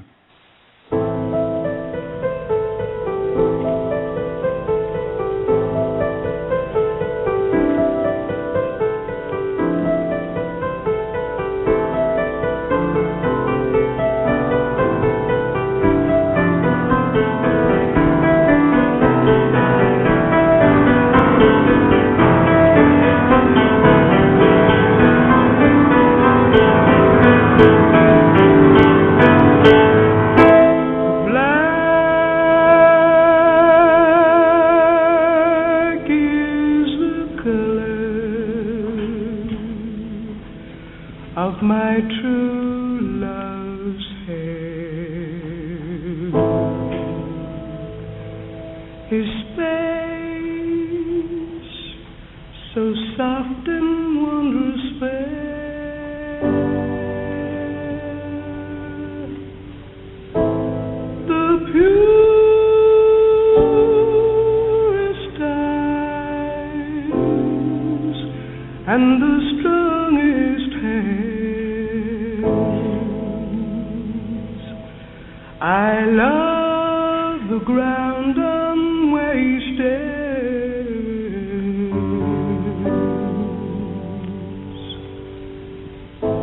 Black is the color of my true love's hair. Of my true love's hair. And I personally think black people who are homophobic to that degree, in my opinion, you deserve exactly what you get from white people.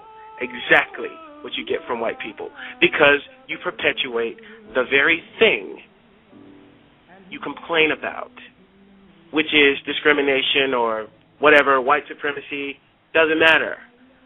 However, of course, black people own discrimination, lock, stock, and barrel. They own the rights and the patent to it, and no one else in the entire known universe has ever been discriminated against except them. That's why I take issue with 90% of black people. They're the first to scream racism, but they're the first to call somebody a faggot. Quick. And yet, they wonder why they're not respected. They wonder why, they get what they get. I personally think any black person who is a homophobe, you deserve exactly what you get if it is a cross burned in your yard or you from a tree. You deserve exactly what you get because you are a hate monger, just like the white people who hate you and discriminate against you because you're black. You're no better.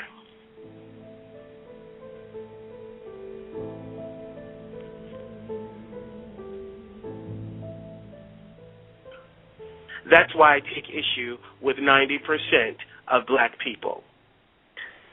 That's why I take issue with 90% of black people. That's why.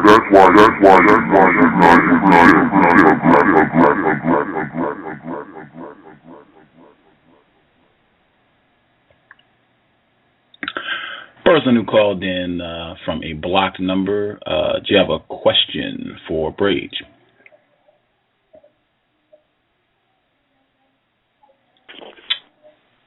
Can I be heard?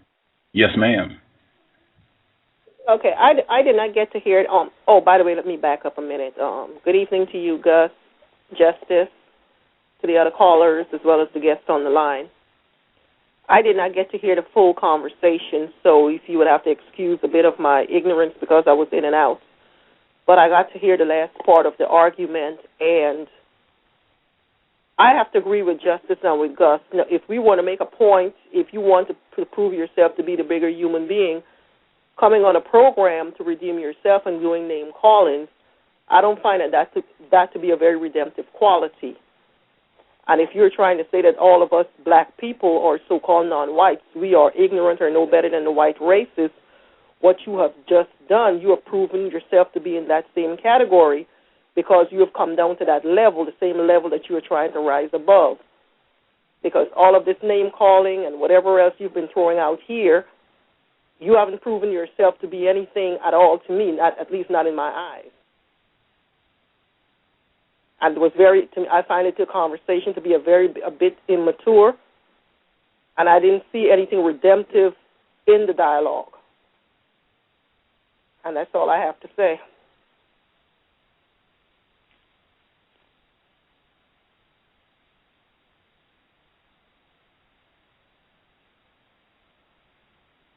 Brage, did you want to respond to any of those comments?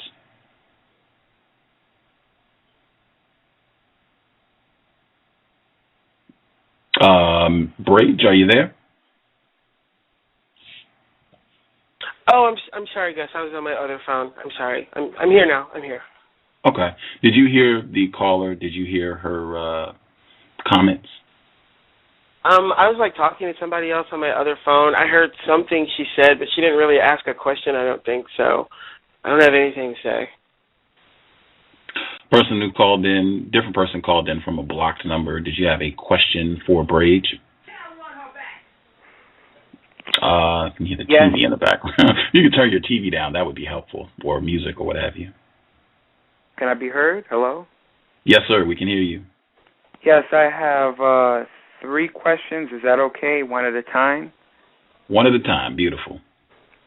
Yes. Number 1, I would like to ask the guest, how will homosexuality help to bring about a system of justice and make the world better, especially when it doesn't involve procreation? How will it make the world better? You're asking me how would it make the world better? Can you repeat the question? I'm sorry. Yes. I'm going to take my time. The question is... It's not that you have to take the time. I was listening to something else. I'm sorry. Okay. I'm listening now. All right. It's how will homosexuality help to bring about a system of justice and contribute to making the world better, especially when it doesn't involve procreation? Okay. A system of justice for whom? For non-white people. It won't. We're gay, so us getting justice as gay people has nothing to do with justice for black people. So it won't. Because that's not what we're doing.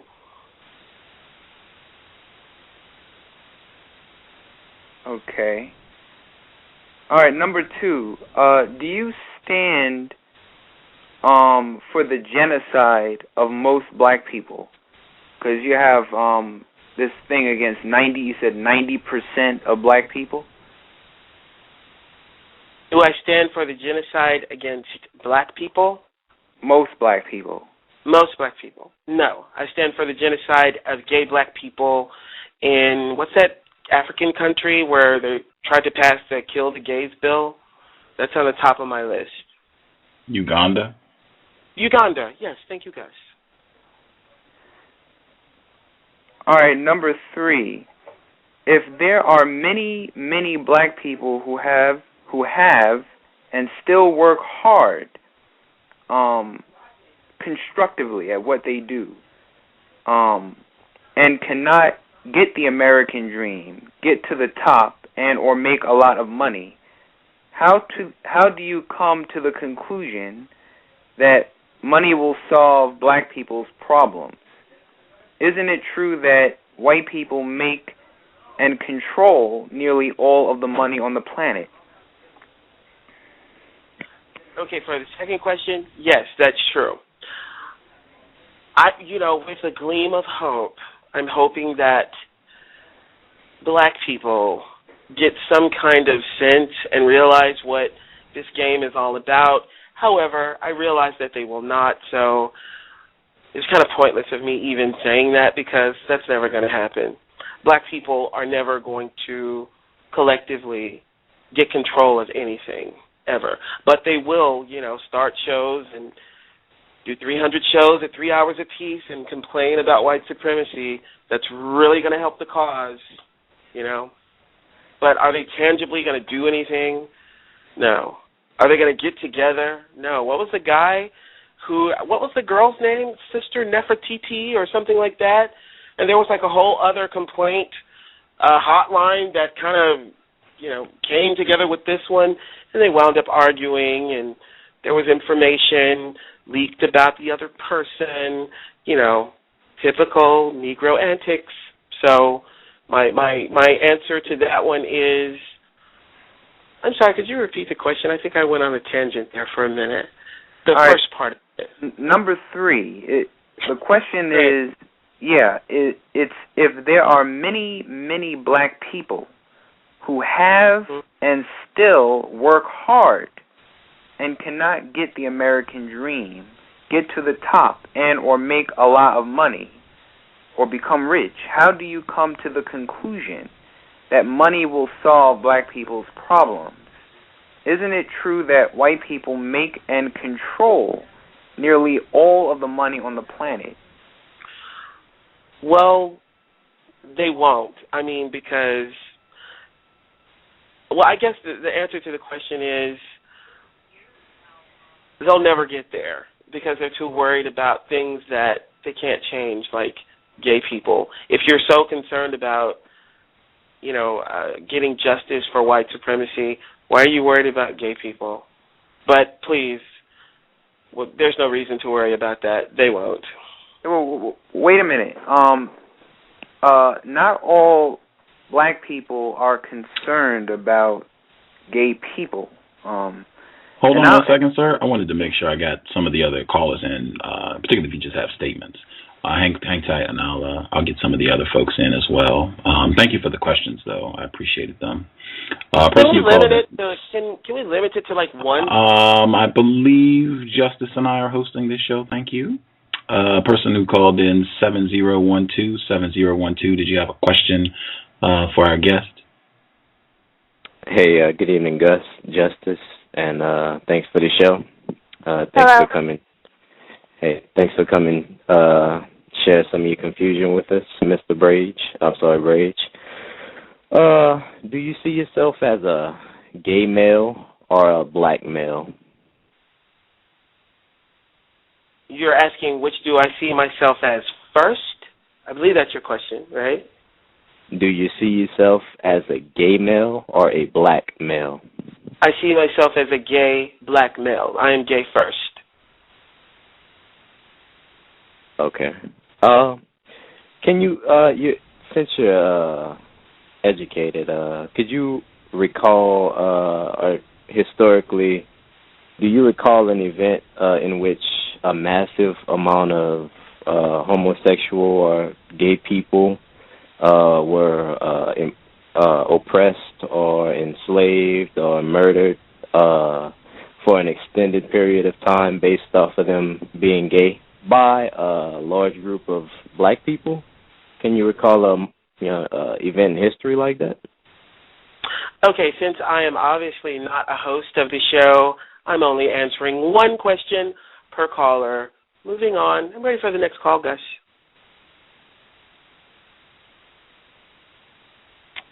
Oh, no. That was somebody else. Let's see. Mr. Nero. Mr. Nero, did you have a question, sir? Greetings, Gus and Justice. Can I be heard? Yes, sir. And greetings to you too, Brage. I do have a question, sir. I do have a question. Can you tell me, sir, what are you so proud of? I believe you stated you were a proud gay black male, which implies effort and an accomplishment. So I'm just curious as to what are you so proud of? What are your accomplishments that make you a proud gay black male? Oh, we don't have enough time to list all of my accomplishments, please. Anyway, I am a proud gay man, as in the 60s, I'm black and I'm proud. I think there's a soundbite for that. You have to use as a mantra that you're proud of who you are when you're downtrodden and everybody's down on you and everybody hates you and they try to find ways to either oppress you or make you feel bad about yourself. I'm proud in that way. The same way you hear, I'm pretty sure Sister Nefertiti says, I'm a proud black woman or whatever. It's the same thing. It's a mantra. It's actually Sister Nefertari.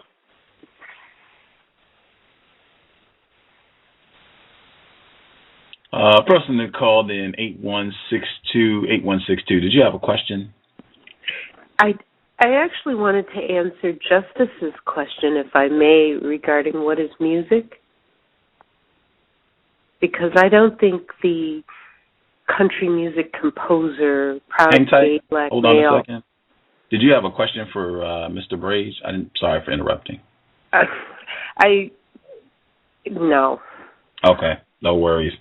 I will make sure that you get a chance to share your answer with or your comment with Justice. I'll make sure that you get the opportunity to do that. Person who called in 5404, did you have a question for Brage? Yeah, I wanted how you doing, Gus and Justice?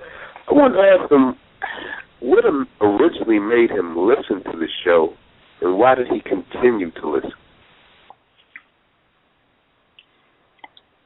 I didn't hear the last part. I got why did I start listening to the show? And I didn't. Yeah, why do you continue to listen? Well, sadly, I'm not going to continue listening to the show because all of my other gay friends, they don't think it's fun anymore. And, they don't think it's fun anymore. So, listening to it by myself is not any fun. So, I won't be listening to it anymore. But a friend of mine listens to, a lot of blog talk shows when she goes and works out in the gym and everything. And one day she was like, if you listen to this guy, you'll understand why black people can't get anywhere. It is so completely ridiculous. And I listened to it, and we, were in the sauna, and we were cracking up laughing. That's why we listened to the show initially.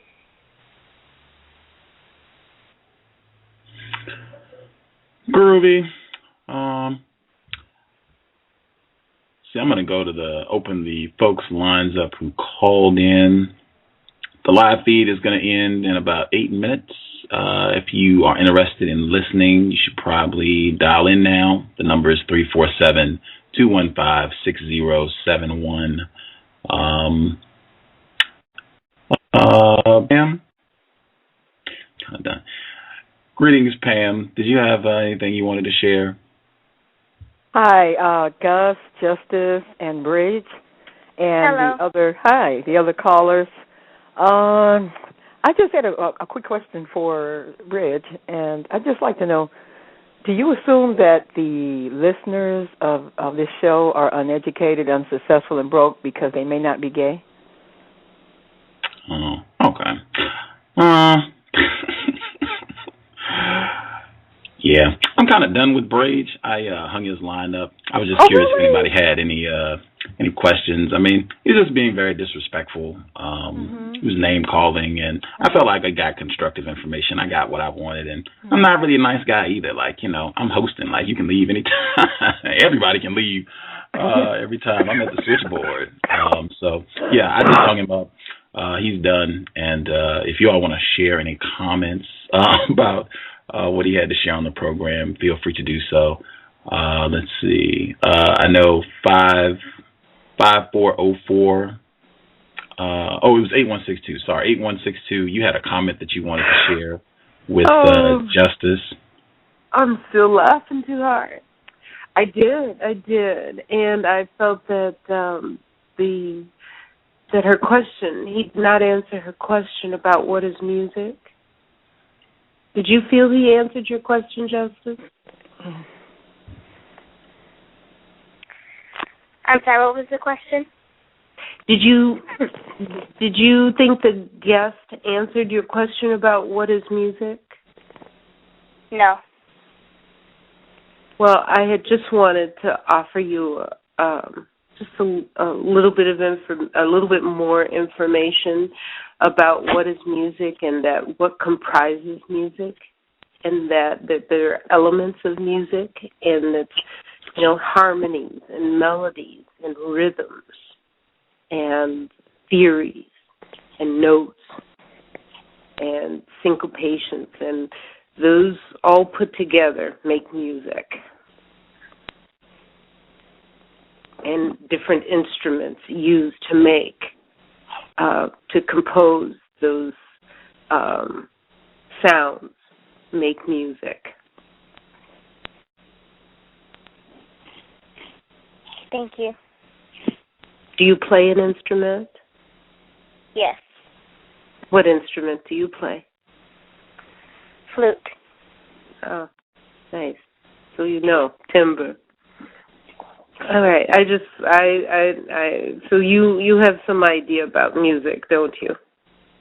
Yes. Okay. Very good. Gus, can I be heard, please? I'm muted. Hang on one second. The folks that are on the line. I hope this gives you an illustration of, number one, I'm saying non-white people who are participating in so-called homosexual activity. This is so much a core aspect of white culture. Participating in this behavior, major symptom, part of white identification. And I hope that this illustrates that. Non-white people minimizing conflict. If I had been not on a show, I probably would have stopped talking to him a long time ago because I just went through dialogue with people that are being rude. I wouldn't even have went to the phone line. I just went to see if you all had any questions that, would spark something of interest. And people did. He had some interesting responses to some of the questions, but, I'm just done with all that. Like, I'm a victim too, and at times I'm not at my best in terms of being codified. So just so that I don't slip and say something that is not codified and provide an accurate model for, how non-white people should attempt to conduct themselves within the system of white supremacy, I let him go. And I feel free to do that. I do that in real life. If I'm talking to people and I feel like they are not being courteous, they're not receptive to what I have to say, we're not chatting, because you're not going to have constructive dialogue if people are being discourteous. So, just feel free. Hey, we'll chat another time. If, maybe we can be courteous down the road or what have you. Feel free to walk away from a discussion. I think that's an excellent part of counter-racist code.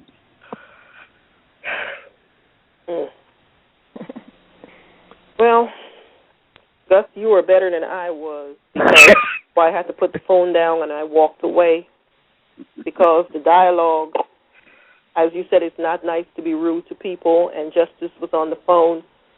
But when he started taking other phone calls, he showed his disinterest by not caring to listen to the questions that people have to ask. And it was just entirely rude behavior when he was going to try and tell you how to run your show about who to move on to the next calls and things like that. This is rude behavior, entirely rude and obnoxious behavior. And I hope whoever listens to the archives, they will see exactly what Mr. Fuller, Mr. Williams, and Dr. Wilson was talking about in codified behavior, because he exhibits the type of behavior that we non-whites, we should not be exhibiting amongst ourselves. Hello? I kind of, did anybody get the sense that perhaps one of the reasons that he wanted to participate a second time, the first time might have been a novelty. I wonder on some deep-seated subconscious level if the second time wasn't almost, not a cry for help, but kind of like something inside of him, because he's very angry, he's very defensive. He makes an issue about money, and whenever somebody has to do that, something else is going on. So I wonder if there's some small part of him that really wanted to be understood, by us and accepted by us, not us in particular, but just that he's still struggling despite the fact that he's pretending he has it together. Nobody has it all together. So when I listen to people who pretend to have it all together, I know they have it less together than even I do. So I just wonder if there's some part of him that is still seeking acceptance from the same people that he claims to be so contemptuous of. Yeah, I got that a little bit, Pam. I was even questioning why his friends stopped listening to the show, and that made me think about those hard truths that you talk about. It's too hard for them to accept the the flaws in their behavior, and now he's alone listening to it, and it's not as quote unquote fun for him anymore. Mm-hmm. So I agree with what you just said. Yeah, and the fact is, this whole lifestyle of if the lifestyle indeed is true, and I don't have any reason to doubt it, but that's that whole thing of money and being in entertainment, particularly as a person of color, a black person, I'm sure they have many moments of despair, of insecurity, of dealing with racism, and I just found it strange that as racist as the white homosexual community is, that he would not even want to deal with the I just suspect that and his whole crowd, this whole thing of money, and you see it on these little reality shows, and you realize that you keep talking about money, and okay, fine, but money is not everything. Money is just a tool, and if your whole life is based on telling people how much money you have, and that's what your friends are into, who's got these big houses and stuff, I'm sorry. At some point when you get a bigger picture and view of the world, that is not what you're looking for. You're not looking for huge houses and bragging rights and all this stuff. You're looking for something else that's a lot more important.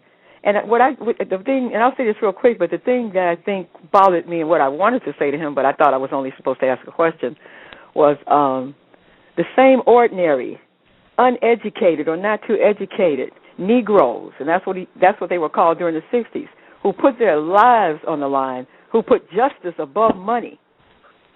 These are the same people that make it possible for people like him, for people like me, for people like you, to be able to walk into these hotels, to be able to buy these condos, to be able to sign a contract and have it respected by the law. These are the same kind of people that he's talking about, because those black elites back then, they didn't want anything to do with it.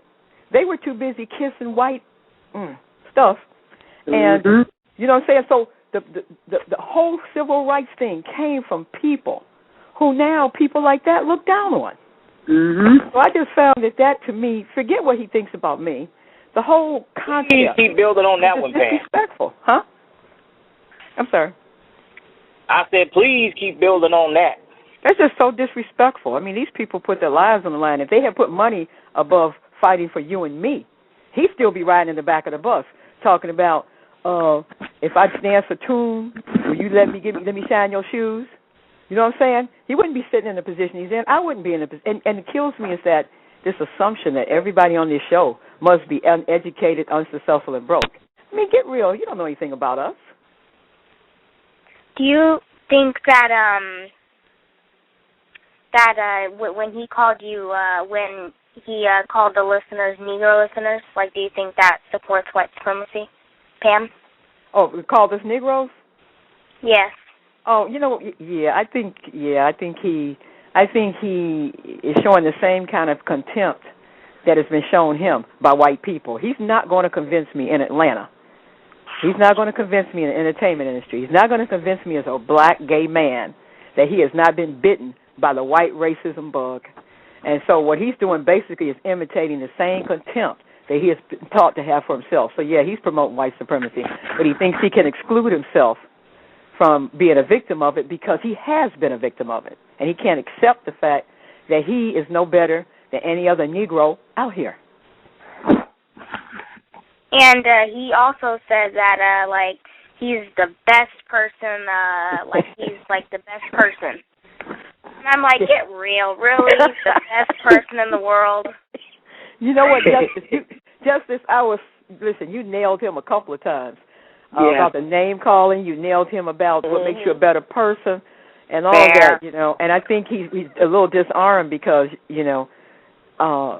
basically your question was just straightforward, and he knew what you were saying. He knew what you were Yeah, I think he's looking for some kind of attention, acceptance, some kind of. He's very angry and he's very hurt, and I know it's not easy being gay. Yeah, he's a victim, and he's a victim of being gay in a black gay hating society, black male hating society. So he's experiencing racism. I don't care what he says. But he chooses to take the gay side over his black side. He said he would any day he would prefer, he would stick up for gayness over his blackness. So that lets you know where his mind is at. Yeah. So he's one of those that you can cut off, like you talk to people and like speaking to a brick wall. You just cut them off, leave them where they're at, and just move on, because it's a waste of time trying to talk to him. Don't cast your pearls before swines, and just move on, and just find someone else who will be receptive to what you have to say. You know, he wanted something from us. I'm just not sure he knew what it was. Yeah, I agree. He was really rude. For the record, I want to say I think he was telling a lot of lies, and what I wanted to tell him is that, hey, you know, I think Gus works for us, the victims of racism, white supremacy, and he gives us an option at the beginning of every show to fire him by saying, hey, if you don't think I'm doing constructive work, go on somewhere else. That's right. You know, the most valuable thing, that's what bothered me about the money thing, the most valuable thing you can do is not do things for money. That's right. You know, to sit there and work for money, I can get on the street and turn tricks and get money. So there's nothing upstanding or ethical or moral about focusing on money all the time. If that was the case, the world would be a terrible place if nobody ever sacrificed anything because it was a principle and all they cared about was money. And I wanted to ask him, you know, since you're so into money, who are your heroes? Cheney, Bush? Yeah? And the last show, he had said that he would send Justice some money. Oh, yeah. Did he ever do that? I wonder. He didn't. Like, he said, he didn't send me anything. I'm sorry. I had a feeling that... He even said he would. I thought he said he was going to make a donation. Yeah, he did exactly. in the last show. And so, you know... He's a front. He is a big phony because there's a difference between being rich and being wealthy. People who are wealthy, like the Bill Gates, the Oprah Winfrey, your money works for you. You don't work for your money. That's the big difference. So talking about money all the time, these people don't walk around talking about their money or how much bank account they have, because their money is steady working for them and earning interest and dividends. So he's a clown. Excuse me, I don't mean no name call. Let me take that back. I do apologize. I'm a bit upset. I will take that statement back because I'm falling into his category. But people who are rich, there's a difference between rich and wealthy, and he needs to look up the definition. You know, the one thing, I feel no animosity. The only thing toward him, because he is a victim, and he's on the defense, and he feels, you know, that he's got to attack. I didn't like how disrespectful he was. Yeah. But I don't really want to have any animosity toward him. Yeah, I don't want to have any animosity toward him because this is a sick situation, and we're all sick, and he's sick, and perhaps he doesn't understand how sick he is. A lot of us have, you know, so I don't really feel any animosity toward him. You know, I just feel like, you know, I don't dislike him because he's gay. You know, I mean, I don't have any problem in terms of him as a human being. It's just that, you know, just the whole thing is like, you know, you came to Gus. Gus didn't come to you. I mean, if he came to you, you didn't have to return it. So I just think he was looking for something on some level. And I think he's a trope. You know, I don't know. Well, have any of the callers ever heard, have you encountered other people like this?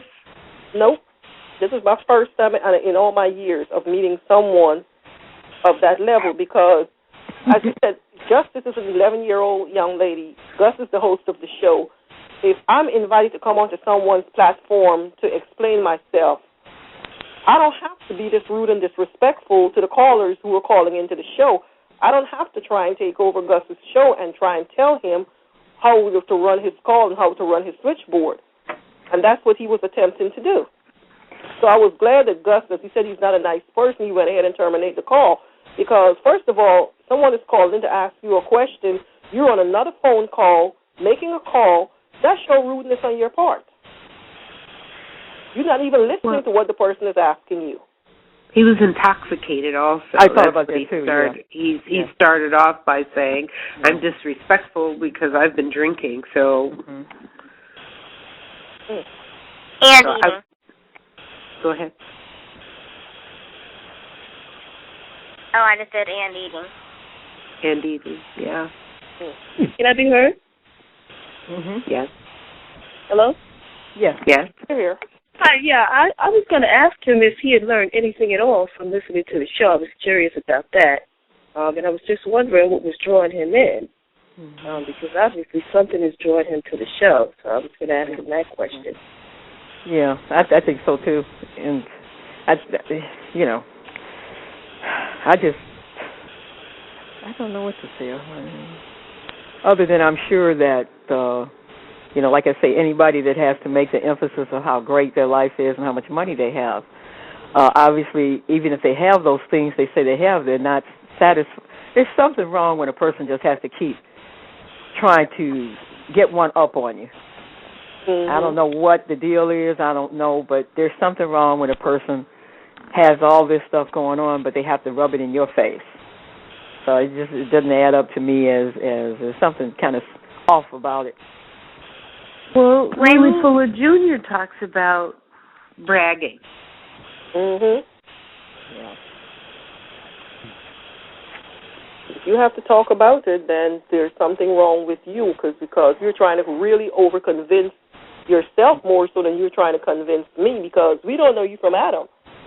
So whatever it is you're sprouting and saying over the phone, you're trying to basically convince yourself more so than us, because we're not ever going to probably run into you.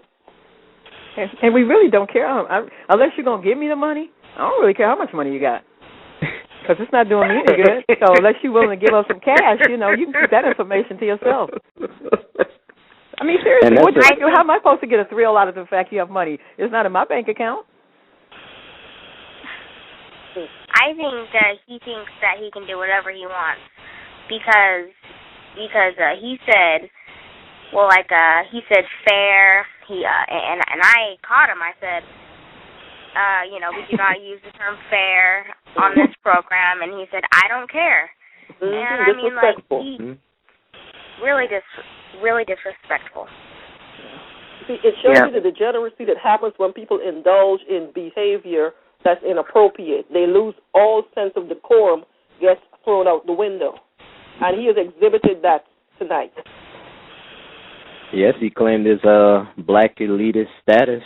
So, apparently we're all just bottom feeders. Bottom feeders that fought for his right to walk into a hotel. You know what I mean? Because the black elites wasn't about nothing. They wasn't about nothing. They were not the vanguard of any movement. They never are. They're too comfortable and too scared of losing the few crumbs they have. So I just really found it kind of ridiculous for somebody to not even understand the history of how they even got it in a chance to be, and also just being homosexual. With them promoting homosexuality, he wouldn't have anything if he didn't provide. If he wasn't giving some benefit to the system, he wouldn't have anything anyway.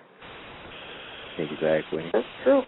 Because he's living here in Atlanta where these so-called black elites live. You wouldn't even know them because they do not go around advertising, whether they're in Jack and Jill or whatever organizations they're in. They don't advertise. So if you are so-called elite and you have to advertise and say what clubs or whatever it is you go to, then you're one of those nouveau riches.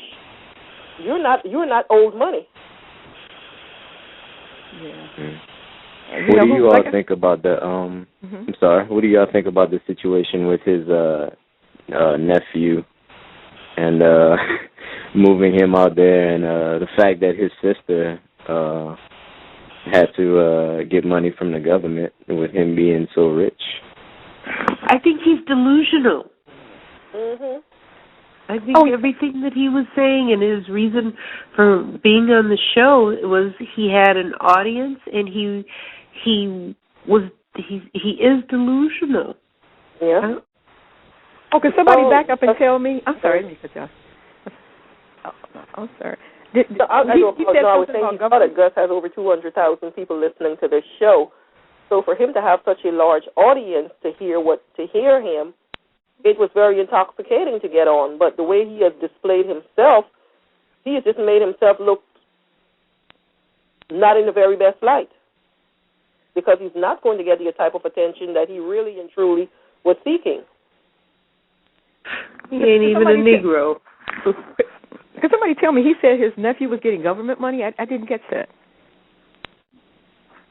No, I think he said his sister was laid off, and then she was, I think he said she received some type of welfare.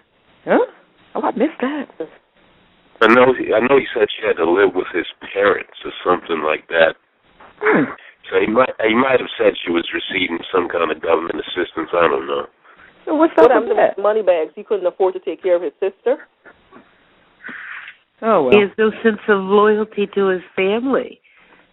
Or perhaps he's not as well off as he claims.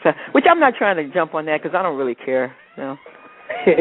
But you just come on a show with people that you don't even know and expose your family business and say such negative things to me. If my family member was like that in a situation like that, and I have all of this money, I would be taking care of them. I would not be going out into the public and broadcast it and telling them about their situation. Yeah, I thought he was lying. I thought he was lying from the first show. But one of the things that really tipped me off that he was lying was at the beginning when Justice asked him a particular question, and he kind of repeated the question back like 2 or 3 times, like he was trying to buy time in order to gather his thoughts. What is country music? I couldn't figure out why he's composing country music and making millions of dollars, but he can't tell Justice what it is. He's a gay black country music composer. He has to be in a small group.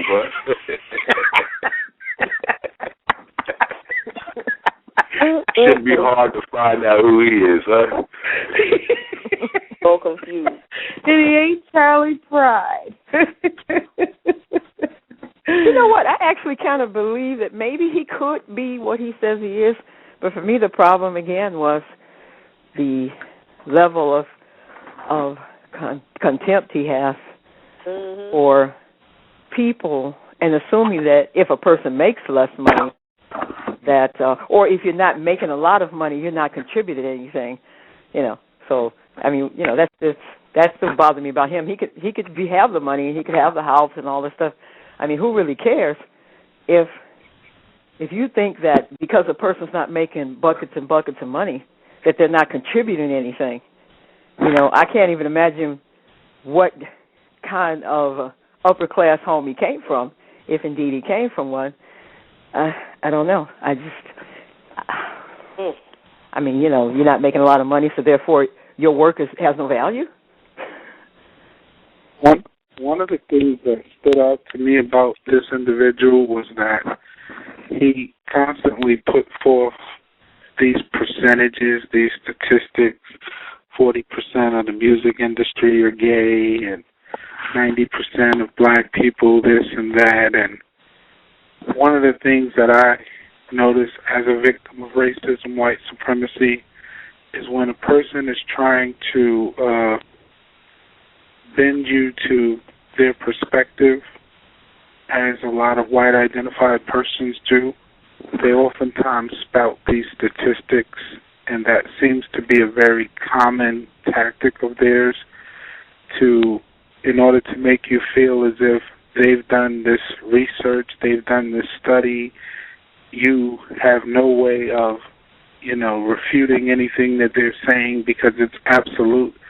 And whenever I hear people quoting statistics, it immediately alerts me to the fact that these individuals didn't ask me any questions.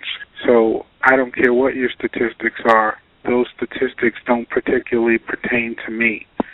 So that's one of the things that really alarms me about this individual, that he seems to constantly talk about these statistics, but I didn't hear anything about how he developed those statistics, what was the source of those statistics, and it seemed very strange to me.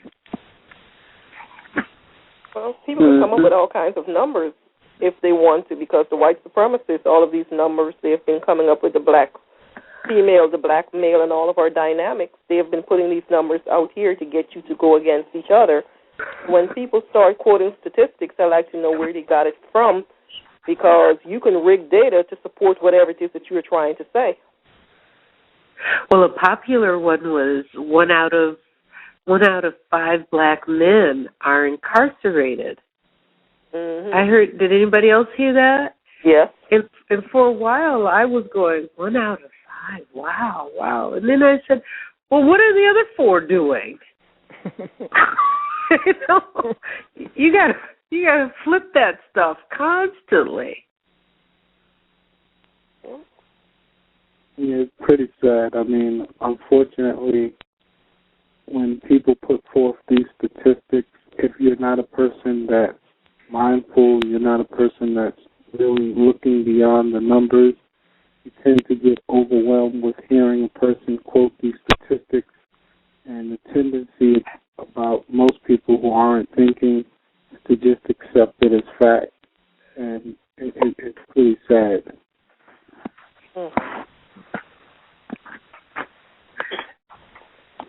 I think you're right about the statistic thing. And not only that, when people come off and they just sound like they know what they're talking about, they don't have to actually know what they're talking about. They just sound like they know what they're talking about.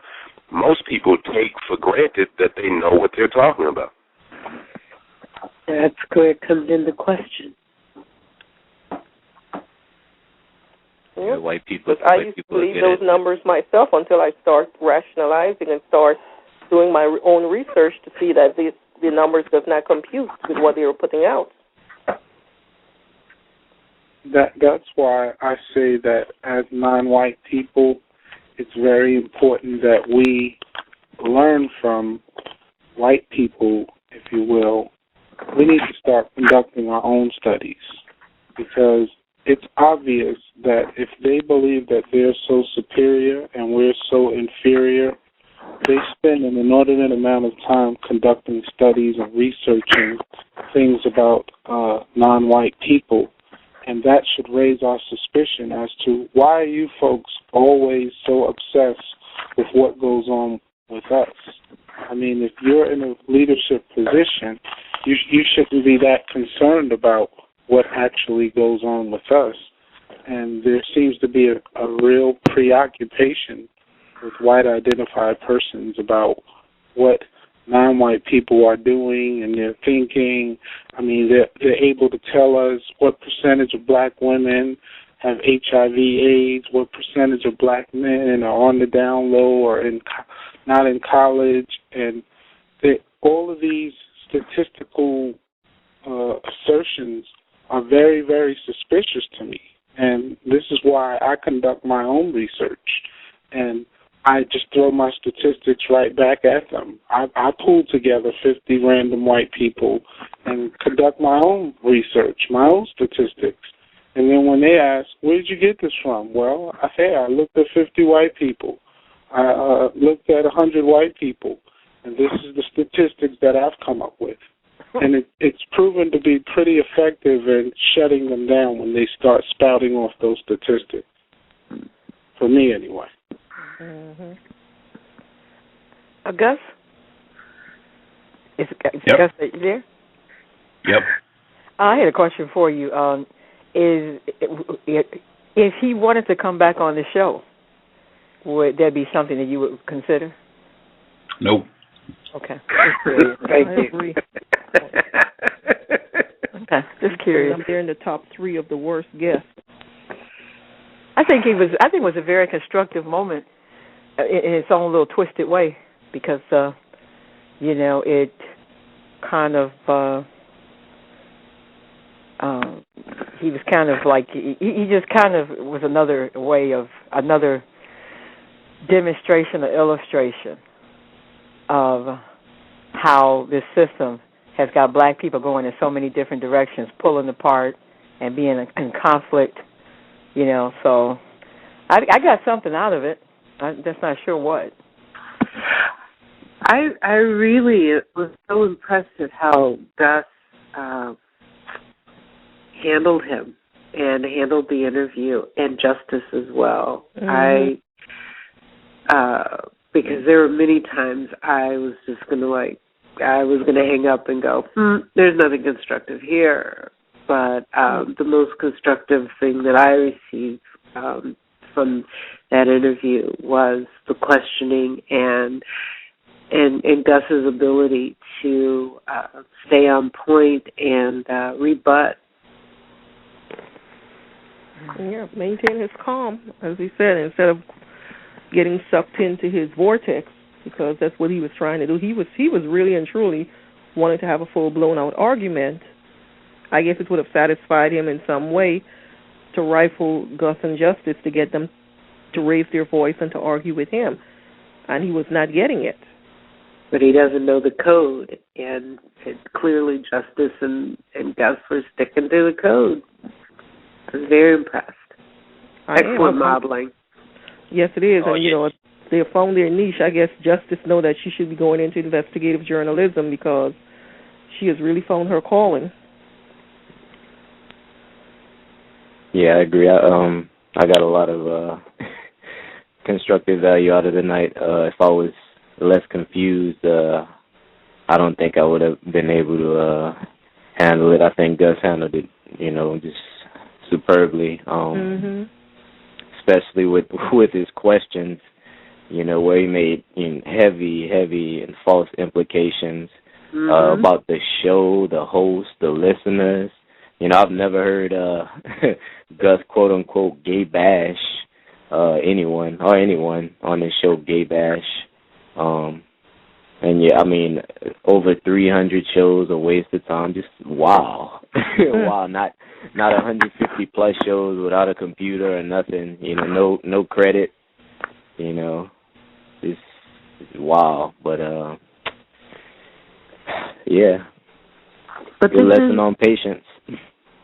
But he is an example. The guest was an example of people who. How people will be attacked or disparaged who come out and fight against racism, white supremacy. He really was a good example of the just pure and unadulterated lies they'll put forth about people who are fighting against the system of racism, white supremacy. Mhm. Well, it's a distraction. He was going to say these things about Gus to get us off of what the main topic is supposed to be about, which is supposed to be the gay lifestyle, him and his gay lifestyle. So he's going to say whatever it is to get the focus off of himself. Yeah, but Gus has a whole lot of callers. Where were a whole lot of listeners. Where was the proud gay man's friends? Back up. That's why I had to put the phone down and walked away, because I couldn't take much more of listening on the call. I had to put it down, come back, walk away, come back, because it was really getting to me. Yeah, I think we all got a crash course on how to non-emotionally, if that's the word, deal with people like the guest. Yep. He really did not list one reason why a black male should consider being gay, homosexual. He did not list, even when he discussed his so-called boyfriend. It's not like he said, my boyfriend is kind, my boyfriend is supportive. He didn't mention any principles or attributes, that this male has exhibited towards him that would compel another person to want to have this lifestyle. I think Gus and Justice, I think you did a brilliant job. I think this is going to go down in the archives as a masterpiece. And kudos to both of you. Thank you. That's right. I didn't, as I listened to him, the beginning of the call, I was taking notes for when the period would come up for callers to ask questions. And as I was taking notes, I I really began to feel a sense of really deep sadness when I was listening to him, and I sincerely mean that, because if the whole concept of his chosen lifestyle, or whatever he says his lifestyle or death style or whatever you want to call it is this materialism, it seems very, very empty. To think about an individual who sits around or who has sat around in the past with his friends listening to this show, and specifically looking and listening to the voices of certain individuals and being able to say, oh, is that 818? Is that Mr. Nero? And it's very, very sad. And to think that he would then come on to this show, and I guess he was trying to interject himself as being a character, if that's what he assumes that everyone else is.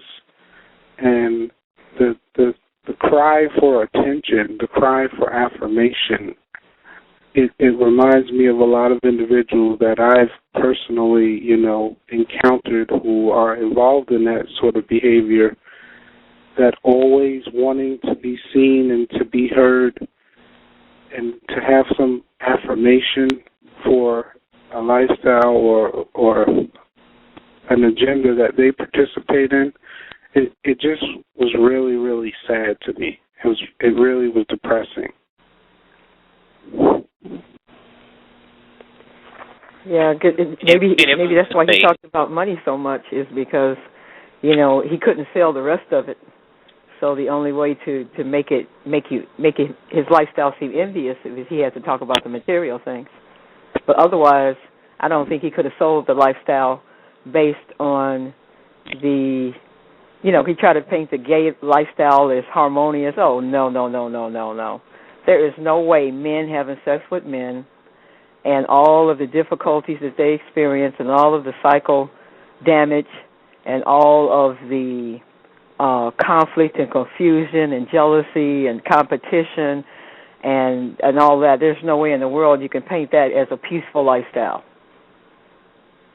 I mean, Pam, I don't know how a man deals with another man's funky balls. I don't get it. Mr. Nero. Excuse me. I expect that. Do you understand how a woman deals with a man's funky balls? We have an 11-year-old on the line now. No name calling, Mr. Nero. I'm sorry. It was bothering me the whole time, yeah. but I'm gonna mute my line. Yeah. There's nothing peaceful.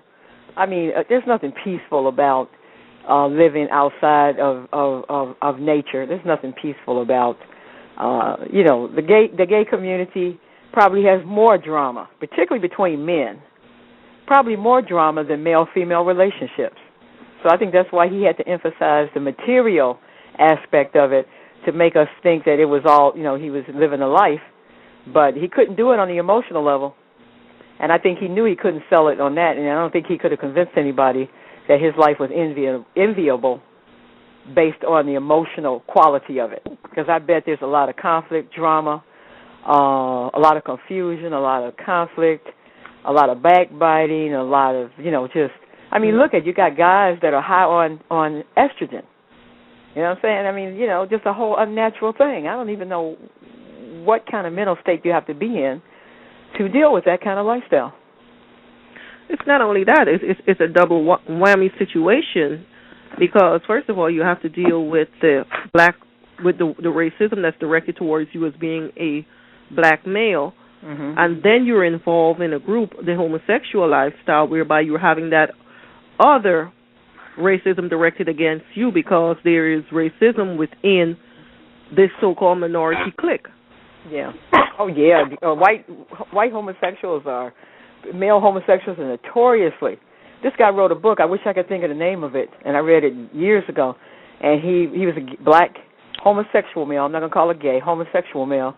And he talked about how so many black gay men or homosexual men get involved with white men, because they have the same white identification problems that heterosexual people have, and how they would get used, and how racist the white gay community, white homosexual community was, and it sounded like a nightmare. So I don't think. You know what I wanted to ask him was, did he know what race? You know, he says black people. 90% of black people seem to have a problem with black homosexual men. But I wonder how many black people have committed hate crimes against homosexual men. And I bet you find the number quite small. I bet you find the overwhelming majority of hate crimes, where people are physically injured. I bet you find the overwhelming majority of these white people that he defends. Of course. And he's defending them, but in reality, how many black people, maybe some black young men might get into a physical thing, but I bet you most of the hate crimes, the offenders are white. I bet money on it. Do you think this is white identification, Pam? Absolutely, because he's defending white people for absolutely no reason. Yeah. And I know that they're not nice to him. And I know these white gays are not nice to him. Of course, after they get up from the bed, while they're in the bed, they might be nice to him. After they get up from the bed, he's just another you-know-what. And I don't believe for a minute that him and his friends are not sleeping with white people. Mm-hmm. What's sad about it is my office is in Greenwich Village in New York City. So coming into and leaving the office every day, I encounter individuals like this individual on a daily basis. And when I look at these individuals, it is so sad to see it every single day. To hear it on a call every now and again, it might be, alarming to some people, but when you see this every single day, to the extent that I don't even like to go out to lunch, because that's the entire area. Right up the block, there's a high school, and the high school promotes this sort of activity, so the young people hang out in the park, and just seeing it every single day, it's really growing, and it's becoming such a phenomenon amongst young people that it just seems really dismal when I think about the prospect of the next generation, because I'm seeing more and more young black males becoming consumed with this agenda, and I really don't know what's going to be done about it. And well, you have to look at Hollywood.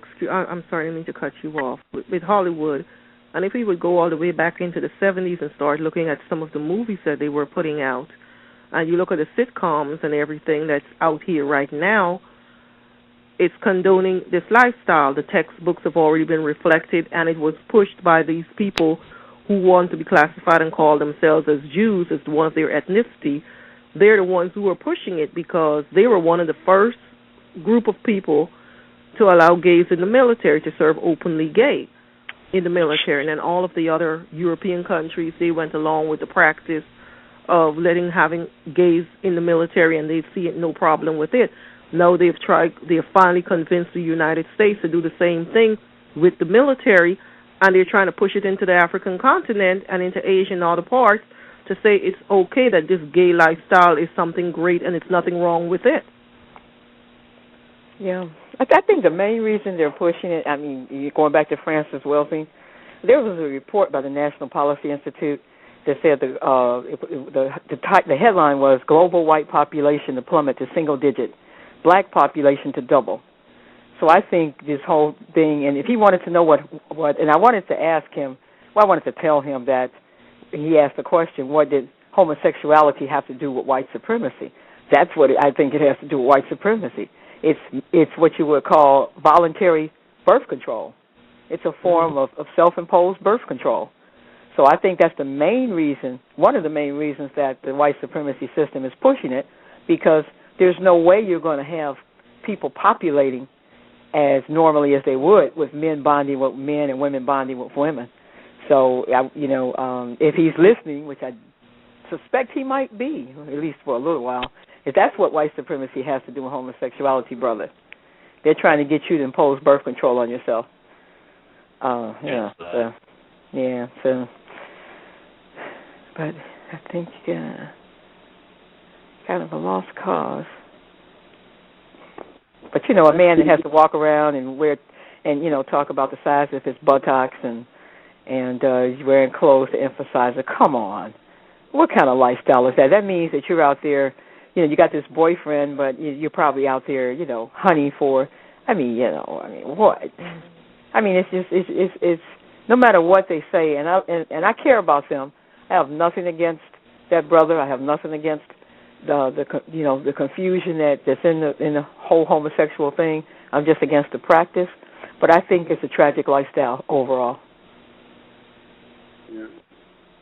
I think the interview proves that, both of them. Yep, sure does. Especially with him flip-flopping his view on white supremacy. The first time he agreed that it existed, and then the second time he didn't. See, he doesn't want to blame white people for anything. He wants to blame the so-called Negroes. He feels that we have done more damage than the whites out here who have instituted the system that we are living under. Yes, I think it also proves that they had the original diagnosis correct when they diagnosed homosexuality as a mental illness.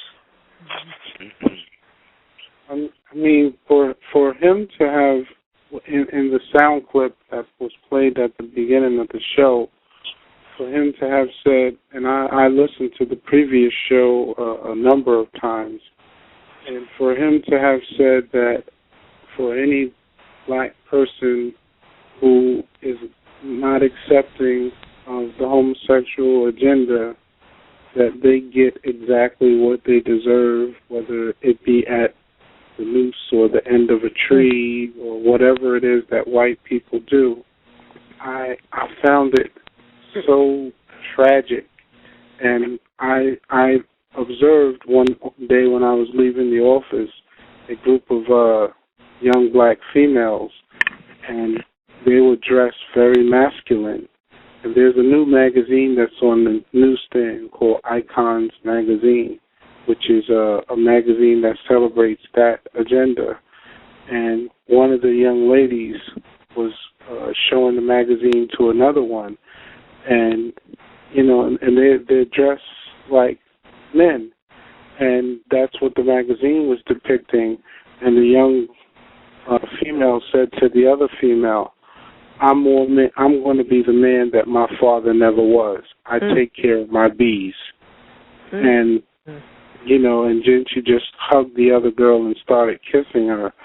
And I looked at them, and she looked at me and was like, in what?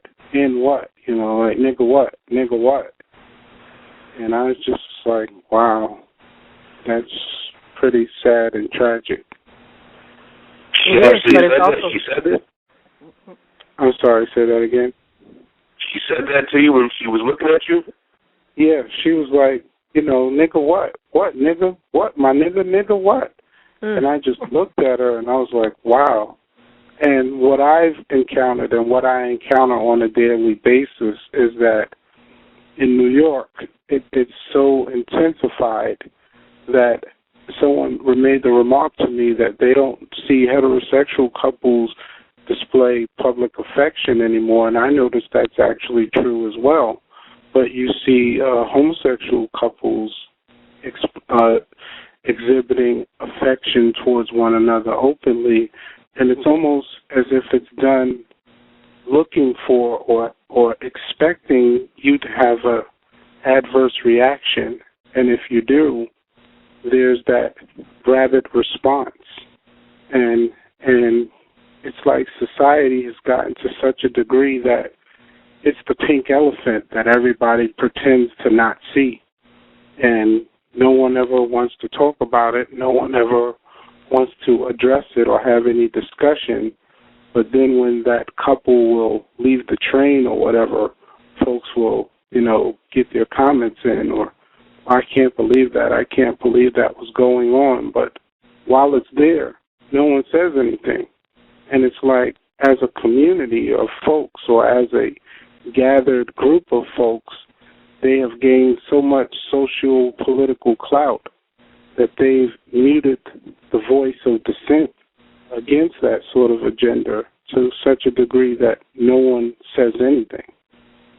You know, I think we've given them the power because so many people are afraid of being unpopular or standing up and taking an unpopular position. So we're just like the person that's got I don't want to compare them to drug dealers, but we gave them the power because there's nothing they could do to silence us if we refuse to be silenced.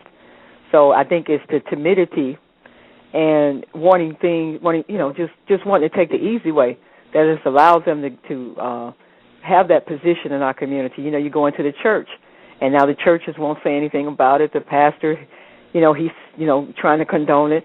All that comes about is a result of the people who are too timid to stand for anything. And I'm not talking about going on the street and saying something to that couple. But, it makes me kind of wonder, if you're so okay with your lifestyle and everything is cool and it's normal, why do you need the attention? Why do you seek the attention and the possible confrontation? And I can imagine what they might say. But that's nonsense because, you don't have to. If your lifestyle is normal, then you shouldn't even, why are you seeking so much attention for it? So it kind of says to me that there's something not quite right about their protestations, that on some level they have a problem with it themselves. Let me ask you guys a question. Do you think some of this increase in homosexuality, I believe it's something due to the media, but do you think it's because of what they're putting in the food, all these hormones, that people are actually having biological sexual issues?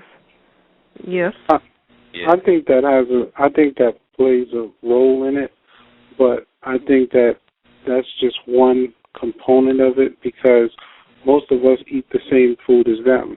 So I haven't started to look at men strangely. I drink bottled water. Tried to minimize it once I heard about the estrogen-laced bottled water containers. But still in all, I drink bottled water. I'm not looking at men strangely.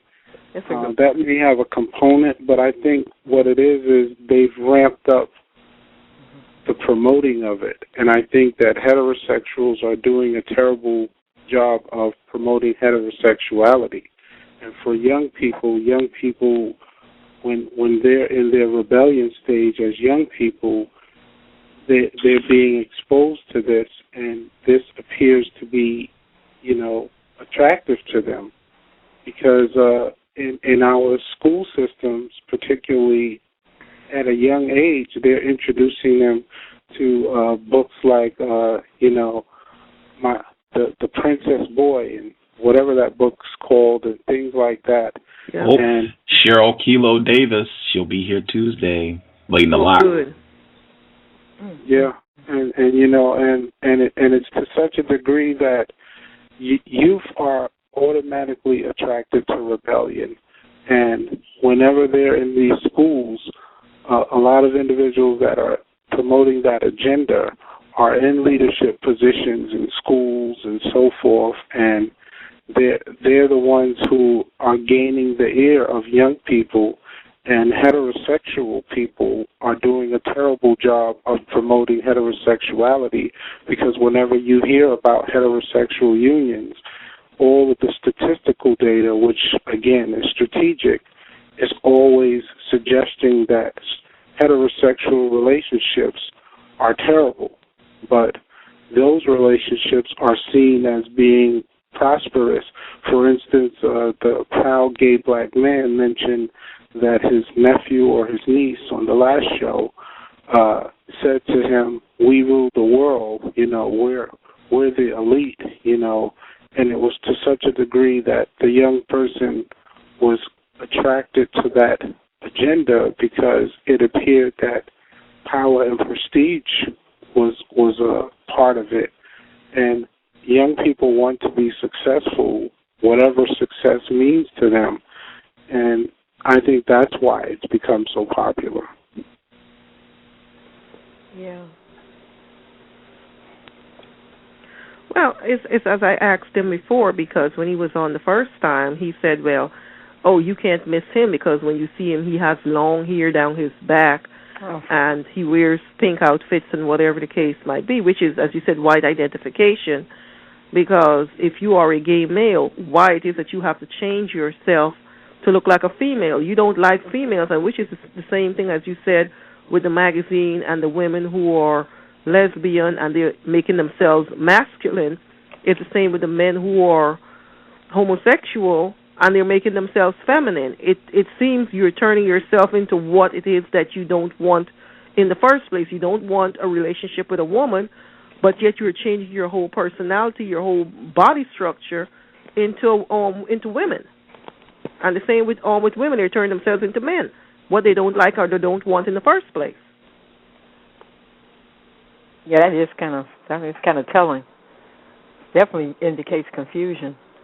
You know, Mr. Neely Fuller, he talked about that. I'll read you something real quick if I can. He said that's part of the sexual confusion. With black females becoming more and more in positions of being the man and the woman, lots of them are becoming just that, so-called bisexual. And black males, a lot of them are throwing up their hands and giving up and are becoming females or want to be because it's less pressure. So, I don't know.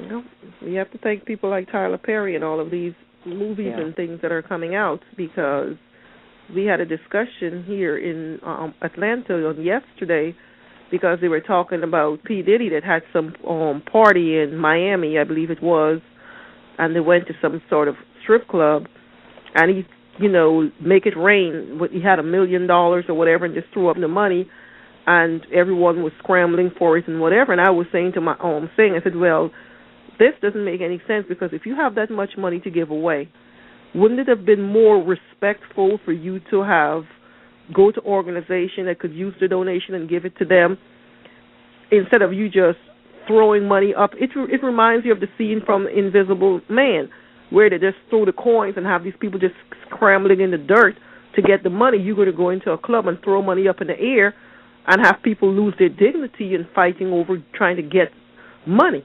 And they couldn't see anything wrong with it. Well, at least he was helping his people. I said, yeah, he was helping his people. How undignified. That's how you think of your people, that you could toss money at them and expect them to grovel like dogs to go and get it. Well, and for P. Diddy, I came up with in the music industry with him.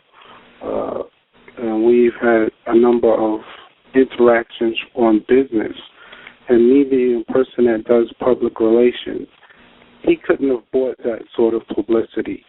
Throwing $1 million up in a strip club, that was like him spending $50 million on publicity. Because the viral impact from him throwing that $1 million away, from him having this new album out, Last Train to Paris, which you really need to look at metaphorically, the last train to Paris. We need to recognize that Paris is considered one of the fashion capitals, and he's encouraging young people to take the last train to Gay Paris. And so that is a promoting of that agenda, and we need to recognize that he needed to generate some lip traction for this album, because most of the albums today aren't doing as well as they once did. So in order to keep his name out there, in order to keep people thinking about this album, it was to his advantage to go into that strip club and throw that $1 million in the air. He couldn't have bought that sort of publicity elsewhere, because for the next few days, that was all everyone was talking about on Facebook, on Twitter, on all the social networks, and even on the major news outlets. So he knew exactly what he was doing, and this is part of that agenda. It's so image obsessed. It's so concerned with getting seen and being heard for the most outrageous, outlandish behavior, and that's what our young people are seeing. They're seeing that in order to get seen and to be heard, they have to be outrageous, they have to be outlandish, they have to emulate the behavior of, these style icons of like Nicki Minaj or, Vibe Cartel, people who are willing to alter their physical appearance just to be seen. That was something when he said Lil' Kim should be a role model. Woo! I said, oh my goodness. I hope no young person's listening to you. Well, she was a role model. She was a role model for Nicki Minaj, and you see how that's worked out for her.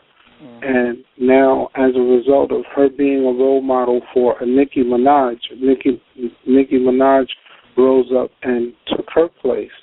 And now she has, Chris Rock had the movie I Love My Wife, and there was a line that the young lady Kerry Washington said that really was profound to me. She said that she was 30 plus, and now she was in the club and realizing guys were pushing her aside, and she realized she was the old bee in the club.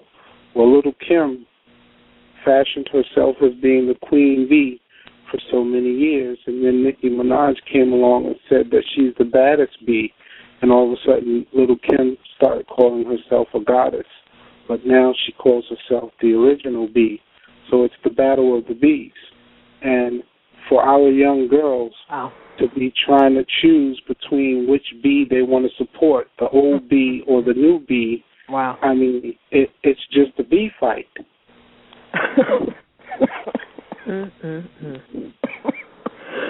Excuse me. Boy. I mean, you can't get no better description than that. Sums it up. Well, I tell you, I think letting your kids watch television is child abuse. It really is. Yep. It's just plain old psychological child abuse. Because these entertainers are really insane. I mean, they're just lost. Well, you got to look at the term entertain. It means to enter and contain you. That's their purpose. That's their role. They're to enter your sacred gateways, your mind, your ears, your eyes, and contain you in foolishness. That is their agenda.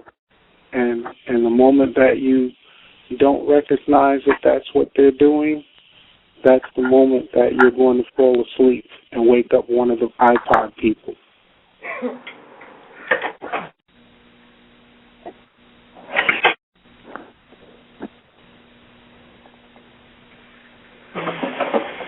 Anthony Pryor, he'll be on the program tomorrow, third time.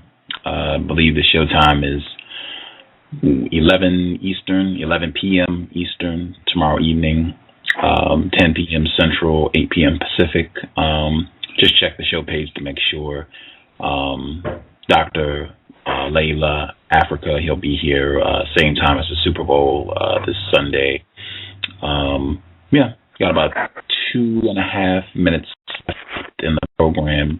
Again, support Tater Pie's efforts. One of the pages she created, cowsclips.blogspot.com. It's just sound clips, and if you have suggestions for topics that should be sound clipped, email them in. And if you have any show suggestions, put them on the show pages for the cows on Facebook. One of them is facebook.com/RWSWJ.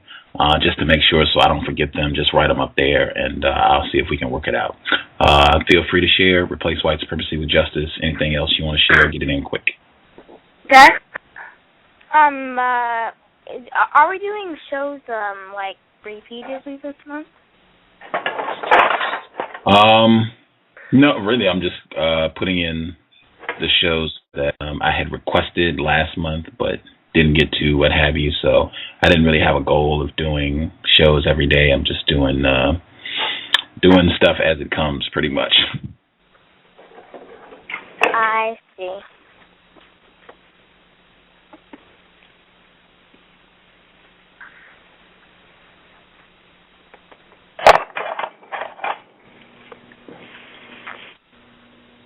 Thank you, everybody.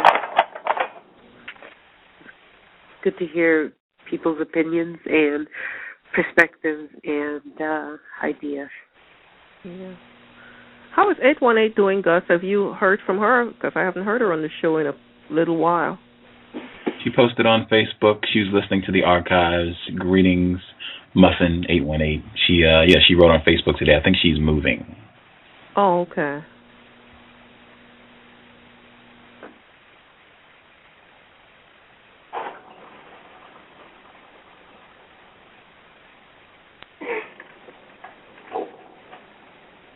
Remind us to demonstrate the highest levels of black self-respect It's gonna hang up at in all a second. times, in all places, each and every time we are in contact with another black person. Justice, you have a magnificent career ahead of you if you decide to go into journalism. Cal signing out. You have started Thanks at a very early age, so keep up the good work.